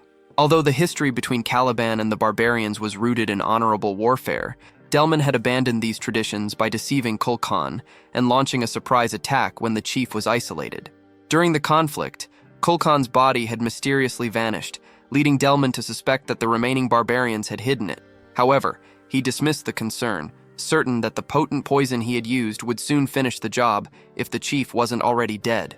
He expected all his problems to vanish once he reported his success in Caliban. His confidence was shattered, however, when he and his squad reached their forward base and witnessed something impossible. Kulkan was standing right in the center of the camp, his eyes radiating pure, murderous intent as he called out Delman's name. Sensing an overwhelming and unfamiliar aura, a sweating Delman activated his sword while trying to convince himself that the man before him should be a corpse. Suddenly, a dark and sinister voice began to speak, accusing Delman of defying the sacred and honorable laws of combat. This mysterious force seemed to be fueling the resurrected Kulkan with a level of terror that could intimidate even a superhuman warrior. Terrified, Delman muttered that the being in front of him wasn't actually Kulkan anymore. When the voice demanded an answer, Delman defended his actions, arguing that Kulkan was a fool for expecting a fair duel in the middle of a war. Trying to end the confrontation, Delman unleashed a massive wave of fire from his blade, scorching the surrounding area. To his horror, Kulkan emerged from the flames completely untouched. The chieftain acknowledged that Delman was powerful for a human and offered him one final chance to fight. In response, Delman ordered his troops to prepare for a full-scale battle. Kulkan, however, no longer viewed Delman as an honorable opponent due to his previous treachery, and decided that the knight did not deserve a respectful death. On the chief's command, an army of dead warriors began to advance. As they moved, the corpses let out horrific screams, complaining of unbearable agony and repeatedly begging for someone to end their suffering. In a flash, Kulkan managed to wound Delman using nothing but his bare hands, leaving the knight screaming in agony. The chieftain then shattered the earth beneath them, sending Delman's soldiers flying into the air. With a single devastating kick, Kulkan struck the airborne knights, causing a literal rain of blood to fall over the battlefield. Turning back to his primary target, the barbarian leader plunged his hand directly through Delman's body. As the knight collapsed in unbearable pain, he struggled to understand the horror of the situation. Kulkan reflected on the surrounding barbarism, which he believed was fueled by the restless spirits of those whose deaths were never honored. Addressing the surviving troops, he announced the beginning of the bloody Colosseum, declaring that Uludus, the god of barbarians and father of duels, would personally grant them a respectful end, provided they could prove their worth through combat. Meanwhile, back at the entrance to Caliban, the public was left speechless as Deos insisted on acting as Elon's personal escort. This display of humility was shocking, because Deos, known as the Swordless, possessed pride that reached the heavens. He had famously beaten the second prince for insulting his sister without facing any consequences, and he was known for being courteous to no one but the king. Seeing such a legendary figure bow to a foreign count sparked intense rumors about Elon's true identity. Despite Elon's internal worries that a luxurious carriage would draw too much unwanted attention, he and Evan followed Deos's invitation, with Evan trailing behind in their own transport vehicle. Upon arriving at Deos's massive estate, Elon was stunned by the sheer scale of the mansion. As he followed the young master inside, the heavy silence made him feel suffocated, leading him to worry that Deos might be uncomfortable in his presence. To ease the tension and show proper respect, Elon decided to skip the small talk and address his business immediately. Once they entered a private room, he straightforwardly explained that he had come because he had a request to make. The word request deeply moved Deos, who felt a surge of warmth because his benefactor was asking for help rather than simply issuing a command. Noticing Deos's odd reaction, Elon grew anxious, wondering if he was being viewed as shameless for asking a favor. However, Deos quickly asked him to wait so they could speak properly while seated. Rather than taking the seat of highest honor for himself, Deos insisted that Elon take the main chair. This gesture pleased our hero, as it made him feel as though he was truly being treated with the respect given to a father. Clearing his throat, Elon finally voiced his request, admitting he knew it might be a burden. He explained that since he was traveling to the northern regions, he wanted to know if the knight would accompany him. To Alan's complete disbelief, Deos agreed instantly without even waiting for the full explanation. The hero was stunned by such a rapid response, but Deos calmly clarified that he had already been planning an expedition to the north himself. Feeling incredibly fortunate, Alan decided to bring up his second and much more difficult favor. He needed to borrow the Ring of the Mad One from Caliban's royal treasure vault. Meanwhile, a soldier reported back to the vice captain after finishing an escort mission. Although the vice captain praised the man's efforts, he secretly knew the soldier hadn't done much since the captain had handled the mission personally. Deos's sister, Celia, was delighted to hear about the escort, assuming her brother was hosting a very distinguished guest. This reminded the vice captain of a recent moment when Deos had ordered a 2-week delay for their northern schedule. When asked for a reason, the captain had happily explained that his benefactor would soon arrive. The officer reflected on how he had never seen Deos look so joyful before, just as he mentioned that Count Palladio from the Asteria kingdom had arrived, leaving Celia in a state of wonder. Back in the meeting room, Alan felt a bit anxious about asking for the Ring of the Mad One. He privately considered it an unreasonable demand that would leave him deeply indebted to the royal family, yet he knew the artifact was essential for his goals. Just as Deos was about to answer, Evan entered the room to apologize for his lateness. Elon felt the timing was perfect to shift the mood, so he prepared to present his gifts. He signaled to Evan to bring the items in as planned, and soon the room was filled with presents. Alan specifically recommended a shoestring tie he had chosen with great care, feeling proud of his selection and hoping the captain would appreciate it. However, the atmosphere became slightly awkward when Deos simply offered a brief thanks. After a moment of silence, Alan asked if he was going to open the boxes, but the captain politely declined, stating it would be rude to do so in his presence, and that he would look at them later in private. Alon's excitement dimmed as he wondered if the gifts were disliked or if Deos was just being overly formal. Trying to get the conversation back on track, Alon offered to provide compensation if the request for the ring caused any trouble. Deos interrupted him immediately, promising to fetch the ring of the Mad One right away. Startled, Alon asked if the captain realized the ring was kept in the royal treasury. Deos nodded casually, noting that while such a task usually took a week, he would handle it. Alon listened as the knight pondered the situation, eventually concluding that dealing with the king was the most tedious part of the task. He suggested simply taking 50 men to retrieve the item, a statement Alon initially dismissed as a joke. However, the captain's expression remained so grave when he asked if he should depart immediately that Alon began to wonder if he was being serious. Worried the situation might escalate, Alon insisted that such extreme measures weren't necessary. Nevertheless, Deos seemed determined to get the ring as quickly as possible. Alon was left speechless by this intense dedication. While he felt touched by the captain's care, he couldn't help but think the man was overdoing it. As they exited the meeting room and entered the hallway, Celia arrived to greet her brother. Evan stepped forward to meet her, and she immediately recognized him, warmly addressing him as Brother Evan. Seeing them reunite so happily, Alon realized she was the same younger sister he had previously instructed Evan to rescue. Although he remembered her tragic death from the game's original plot, seeing her alive and well made him notice how much she resembled Deos. The captain, however, appeared visibly annoyed by their familiarity. He firmly told his sister to address Evan as Mr. instead of brother, a protective streak that surprised Alon. Evan was equally shocked by the sudden change in title, realizing that Deos was far more protective of his sister than anyone had imagined. Watching this interaction, Alon finally understood the true reason for the captain's kindness toward him. It was gratitude for saving Celia's life. Previously, Alon had only considered his actions as a way to prevent Deos from falling into villainy, but now he felt genuinely moved by the depth of the man's loyalty. When Celia turned to Alon and identified him as Count Palladio, he confirmed who he was. She expressed her thanks for the order that saved her, though Alon modestly claimed he had simply done what was required. Privately, he knew that her survival was the only thing preventing her brother from becoming a monster, and he had carefully timed their meeting to ensure a positive outcome. Despite his calculated motives, receiving her sincere gratitude felt surprisingly good. After Alon had spent a few days at the mansion, Deos entered his room and presented him with the ring.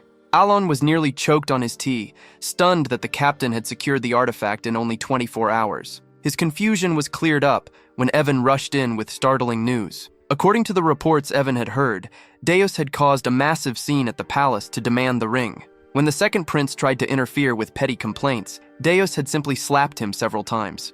Following 3 more days of intense preparation, the scene finally shifted as Alon began his northern expedition, accompanied by the Solar Eclipse Knights. 2 weeks later, grim reports reached the forward outpost on Caliban's northern border, confirming that Kolkan had wiped out a squad of knights. Inside the northern army camp, tensions flared as a commander shouted in anger, refusing to even consider a retreat. He questioned the messenger's sanity for suggesting they turn their backs to the barbarians. However, the informant stood his ground, pointing out that the Count had already seen the heavy casualties firsthand. With the first sword currently in seclusion, the informant was convinced that victory was impossible. Deos eventually silenced the room by clapping his hands, allowing the fourth sword, Fiola, to acknowledge that every opinion held weight. He suggested they all calm down before making a final choice. Outside the meeting, Fiola sighed as he described how the Outer God's undead forces were systematically destroying their bases. The situation was dire.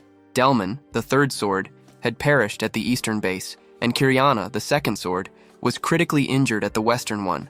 Deos noted that the signs of ruin were already visible, and Fiola agreed, pointing toward a sky that had turned a menacing red. This chilling mana landscape was only apparent to those who had reached a high enough level to sense it.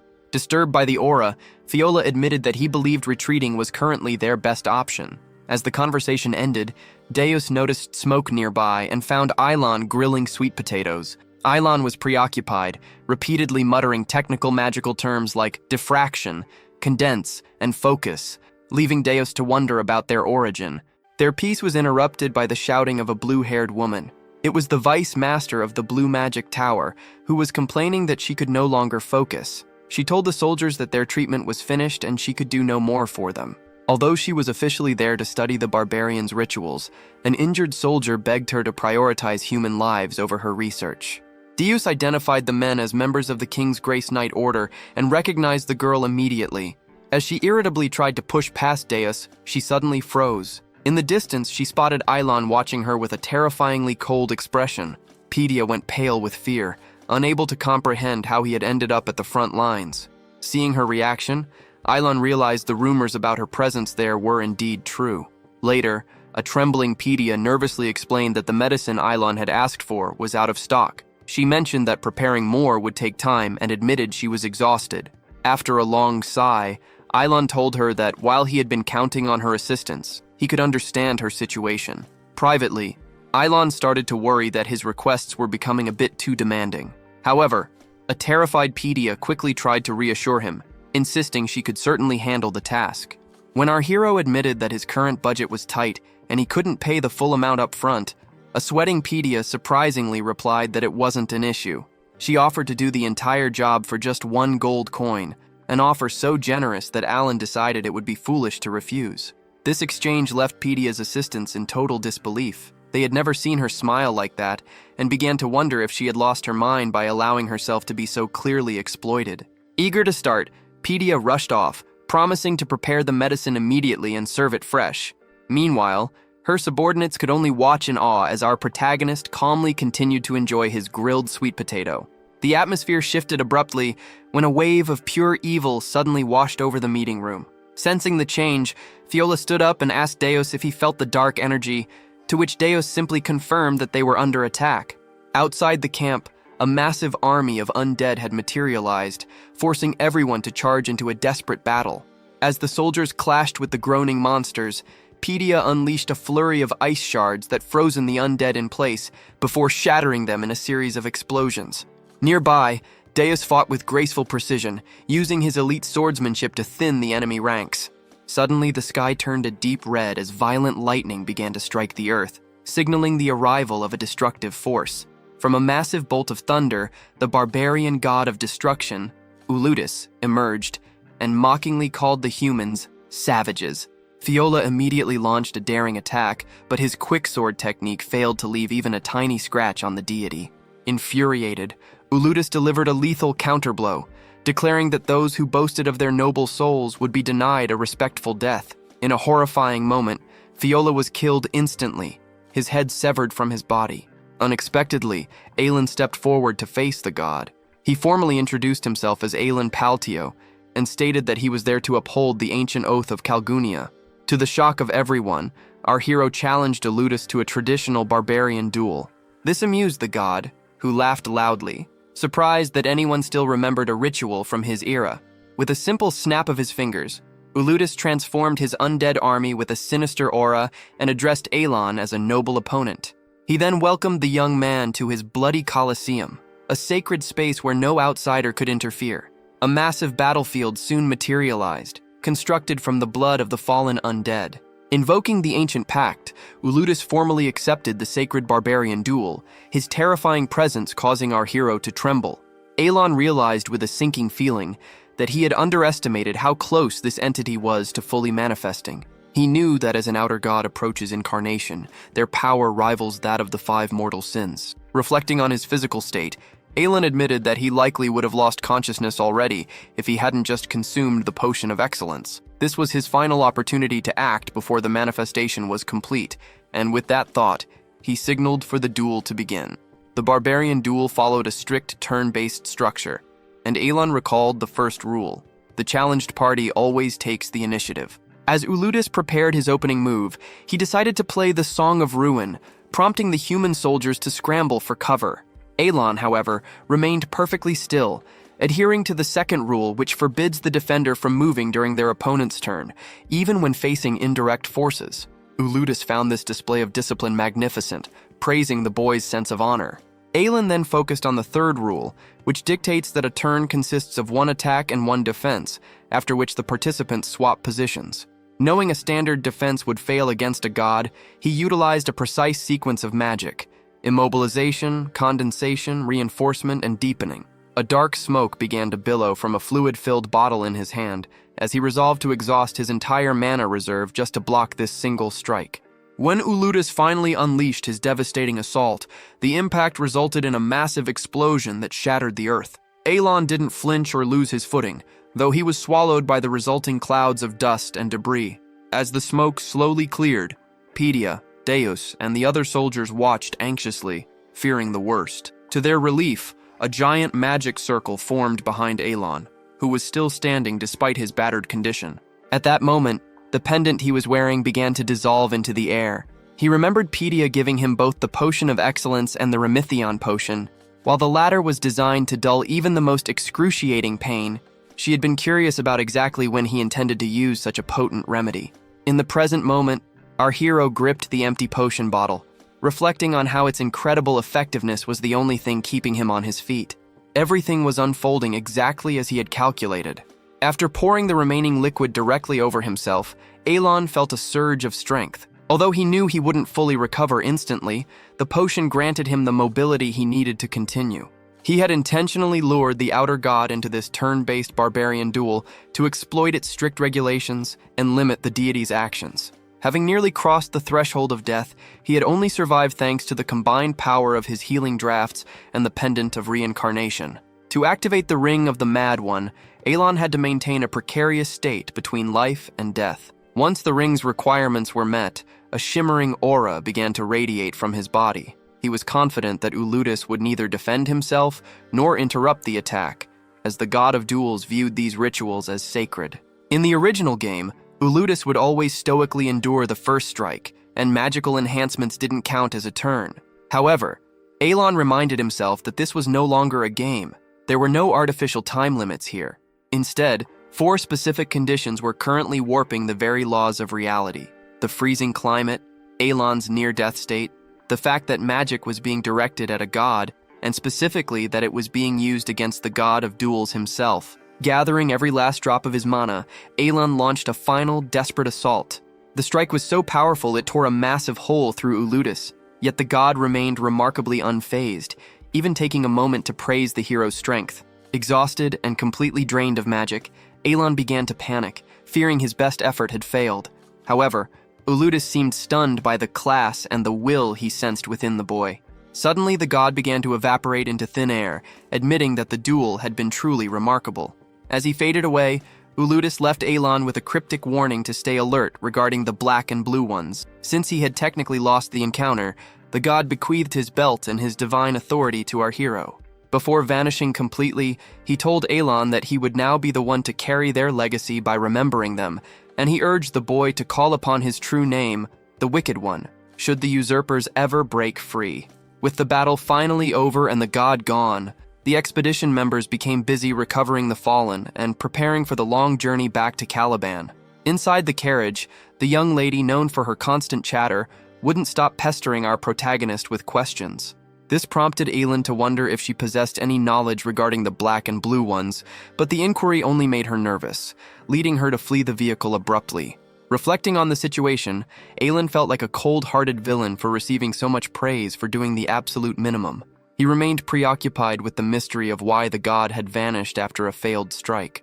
He examined his new acquisition, the Belt of the Forgotten One, which contained an inscription directing him to Kahara, the city of the ancient god. This left him curious about what secrets might be hidden there.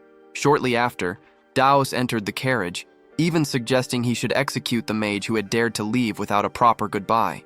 Elon, feeling quite anxious, managed to calm him down and dismissed the idea. 2 weeks passed before the expedition officially concluded in Kirtham. Deos reported the successful subjugation to the king and ensured the ring was safely returned to the treasury. As Elon prepared to depart, he was delighted to see several carriages filled with gifts being sent along with him, considering it a fair return since he had risked everything to survive. During their final moments together, Deos expressed a desire to become as powerful as Elon, which puzzled the boy. Knowing it was only a matter of time before Deos realized his own immense potential, Elon assured him that with enough dedication, he could reach any goal he desired. As they sat together, Deos questioned why Elon always asked for favors instead of simply giving him orders. Elon genuinely replied that one doesn't simply boss their family around, a comment that deeply impacted Deos's perspective. After the carriage pulled away, Elon felt emotional, reflecting on how his support for Deos had been born purely from kindness, without any hidden motives. That night, alone in his room, Deos realized that while he had intended to follow the hero to repay a debt, he had ended up receiving even more generosity in return. He raised his hand, hoping to manifest magic like Elon's, while reflecting on the true meaning of family. After 3 long months, Elon finally arrived home, overwhelmed with joy. He accidentally opened his workroom door, but immediately ran in the opposite direction, as his only priority was reaching his bed for some much-needed sleep. However, his rest was short-lived, and he soon found himself back at his desk. He lamented having to work like a busy employee rather than lounging like a typical noble. Although he eventually treated himself to a week off, the inactivity soon made him restless. He began researching the cryptic terms provided by Uludus, noting that the god's name felt strangely similar to that of an Eastern deity. The mystery of the god's disappearance continued to baffle him, and he worried that other outer gods might soon begin to manifest. Unlike the 5 deadly sins, these entities usually provided a warning before their arrival. Driven by these thoughts, he stood up with the intention of traveling to Kahara. However, he realized that reaching the city would be an immense hassle, as it remained undiscovered by explorers and its exact location was still a secret to the rest of the world. Suddenly, Evan walked into the room, grumbling about the chilly temperature. This cold was actually the result of one of Elon's spells finally working, essentially giving him a magical air conditioner. During this time, Evan delivered a surprising report. A hidden city had finally been discovered. Meanwhile, the 5 deadly sins were holding their usual meeting via a crystal orb.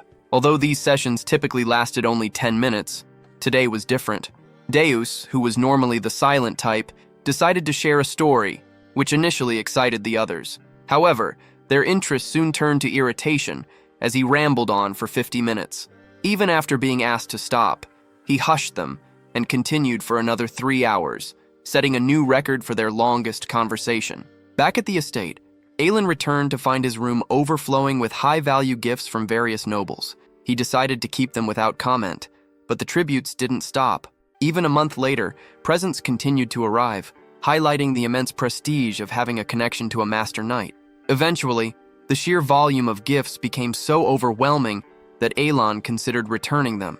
Later, in the capital of the Asteria Kingdom, the Grand Council meeting was set to begin. Aelon was visibly nervous, taking huge strides because he was running late for his very first session. Evan noticed a strange sight. A long line of nobles was trailing behind Aelon as he walked.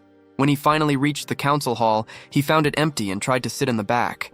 However, the other nobles glared at him until he moved to the middle, and then pressured him again until he was forced to sit at the very front among the faction leaders. Despite his obvious discomfort, Aelon stayed in his seat as the meeting commenced. He was already looking for a way to leave when it was announced that a group called the Cal faction had been granted voting rights, with Count Palladio named as its representative. Confused, as he had never heard of this group, Aelon looked back and saw 2 women smiling and sitting together. He realized they must have merged their alliances to form this new faction. The pieces of the puzzle finally fell into place when he was officially called forward as the leader. The realization that he was now the head of the newly formed Shadow faction nearly drove him insane. To him, the idea of becoming a villainous mastermind overnight felt like something straight out of a movie. Meanwhile, far away in a frozen land, a mysterious cloaked figure stood on a cliffside, eagerly watching for someone's progress. Once the meeting concluded, Aelon remained in his seat, looking like a total zombie as people flocked to congratulate him. He had unexpectedly become the center of attention. His dazed state was broken when Countess Zenonia and Duchess Altia approached him to talk. Searching his memory, all Aelin could recall were a few casual conversations with them a long time ago. He felt so paranoid that he began to wonder if he had a second personality performing secret deeds behind his back. As they spoke, he finally realized that he had supposedly ordered this alliance himself. The Cal faction had been established through specific instructions sent to Zenonia, and the mountain of gifts he had received was their way of confirming their loyalty. Aelon was certain he had never given such commands, remembering only that he had sent a simple letter of apology. However, reflecting on his recent correspondence, he admitted that some of his letters hadn't made much sense at the time. He realized there was no way to fix the misunderstanding now, especially since the shadowy figures from the game were famous for their strange intuition and weren't to be trifled with. Consequently, he decided his only option was to accept the leadership for the time being and plan for an early retirement later. When the women asked about his future strategy, He tried to maintain his cool persona by vaguely suggesting they should take over the underworld. To avoid any follow-up questions he couldn't answer, he abruptly turned and said his goodbyes. Later that day, Evan was shocked to see Elan return home so much earlier than expected. Without offering any explanation, Elan simply announced they were heading back to the colony. Meanwhile, the two ladies were satisfied with the brief exchange, clinking their glasses in a toast to the eventual unification of the underworld. At the same time, a dangerous agent was hovering in the sky, tracking Elan with the intent to assassinate him. Although he was hesitant about Elan's connection to a powerful knight, a risk his own master had warned him about, the agent felt the importance of the mission outweighed the danger. The origin of this hit went back to a meeting at Duke Camelin's mansion. When the agent first arrived, Lord Carmine had tested him by ordering multiple men to attack. The agent effortlessly defeated them all with a single strike, deeply impressing Carmine. The tyrant of Ashutalan then proposed the assassination of Elan, confident that his offer was too good to refuse. While the agent agreed to the job as long as the price was right, he initially doubted if Carmine could actually afford his services. Carmine's response was to reveal 4 abyss entities. The agent was visibly shaken, knowing these items were incredibly rare on the black market and granted immense power to those who used them. Having experienced a small dose of that power before, the agent's greed took over as he imagined how strong these entities would make him. With a final assurance that he would return soon, the assassin departed. While Carmine was left alone with a wicked smirk, certain that Elan's end was near, the assassin he hired went to meet with a man known as Seeker. This individual, Duke Camelan, held immense power as the leader of the Ashutalan nobility and the secret mastermind behind the Federation Kingdom's underworld. Seeker was actually the father of the arrogant noble who had commissioned the hit. However, the Duke was more frustrated by the fact that his son had stolen the rare abyss entities to pay for the job than by the assassination plot itself. Ultimately, he decided to stay out of the matter and let the situation play out. This was perfect for the agent, who looked forward to claiming the powerful entities as his reward. The reason for the Duke's passive stance soon became clear with the arrival of Shutro, the dominant underworld figure in the Ashutalan kingdom. Shutro argued that Elan's Cal faction was expanding at an alarming rate under his leadership, making the boy's elimination a political necessity. Meanwhile, the assassin hovered in the sky, his excitement growing at the thought of finally possessing the abyss entities. However, just as he prepared to strike, the hitman was unexpectedly taken out by a mysterious force. A blue-haired boy appeared, seemingly acting as a hidden guardian, having decided that the threat the agent posed to Elan had to be permanently removed.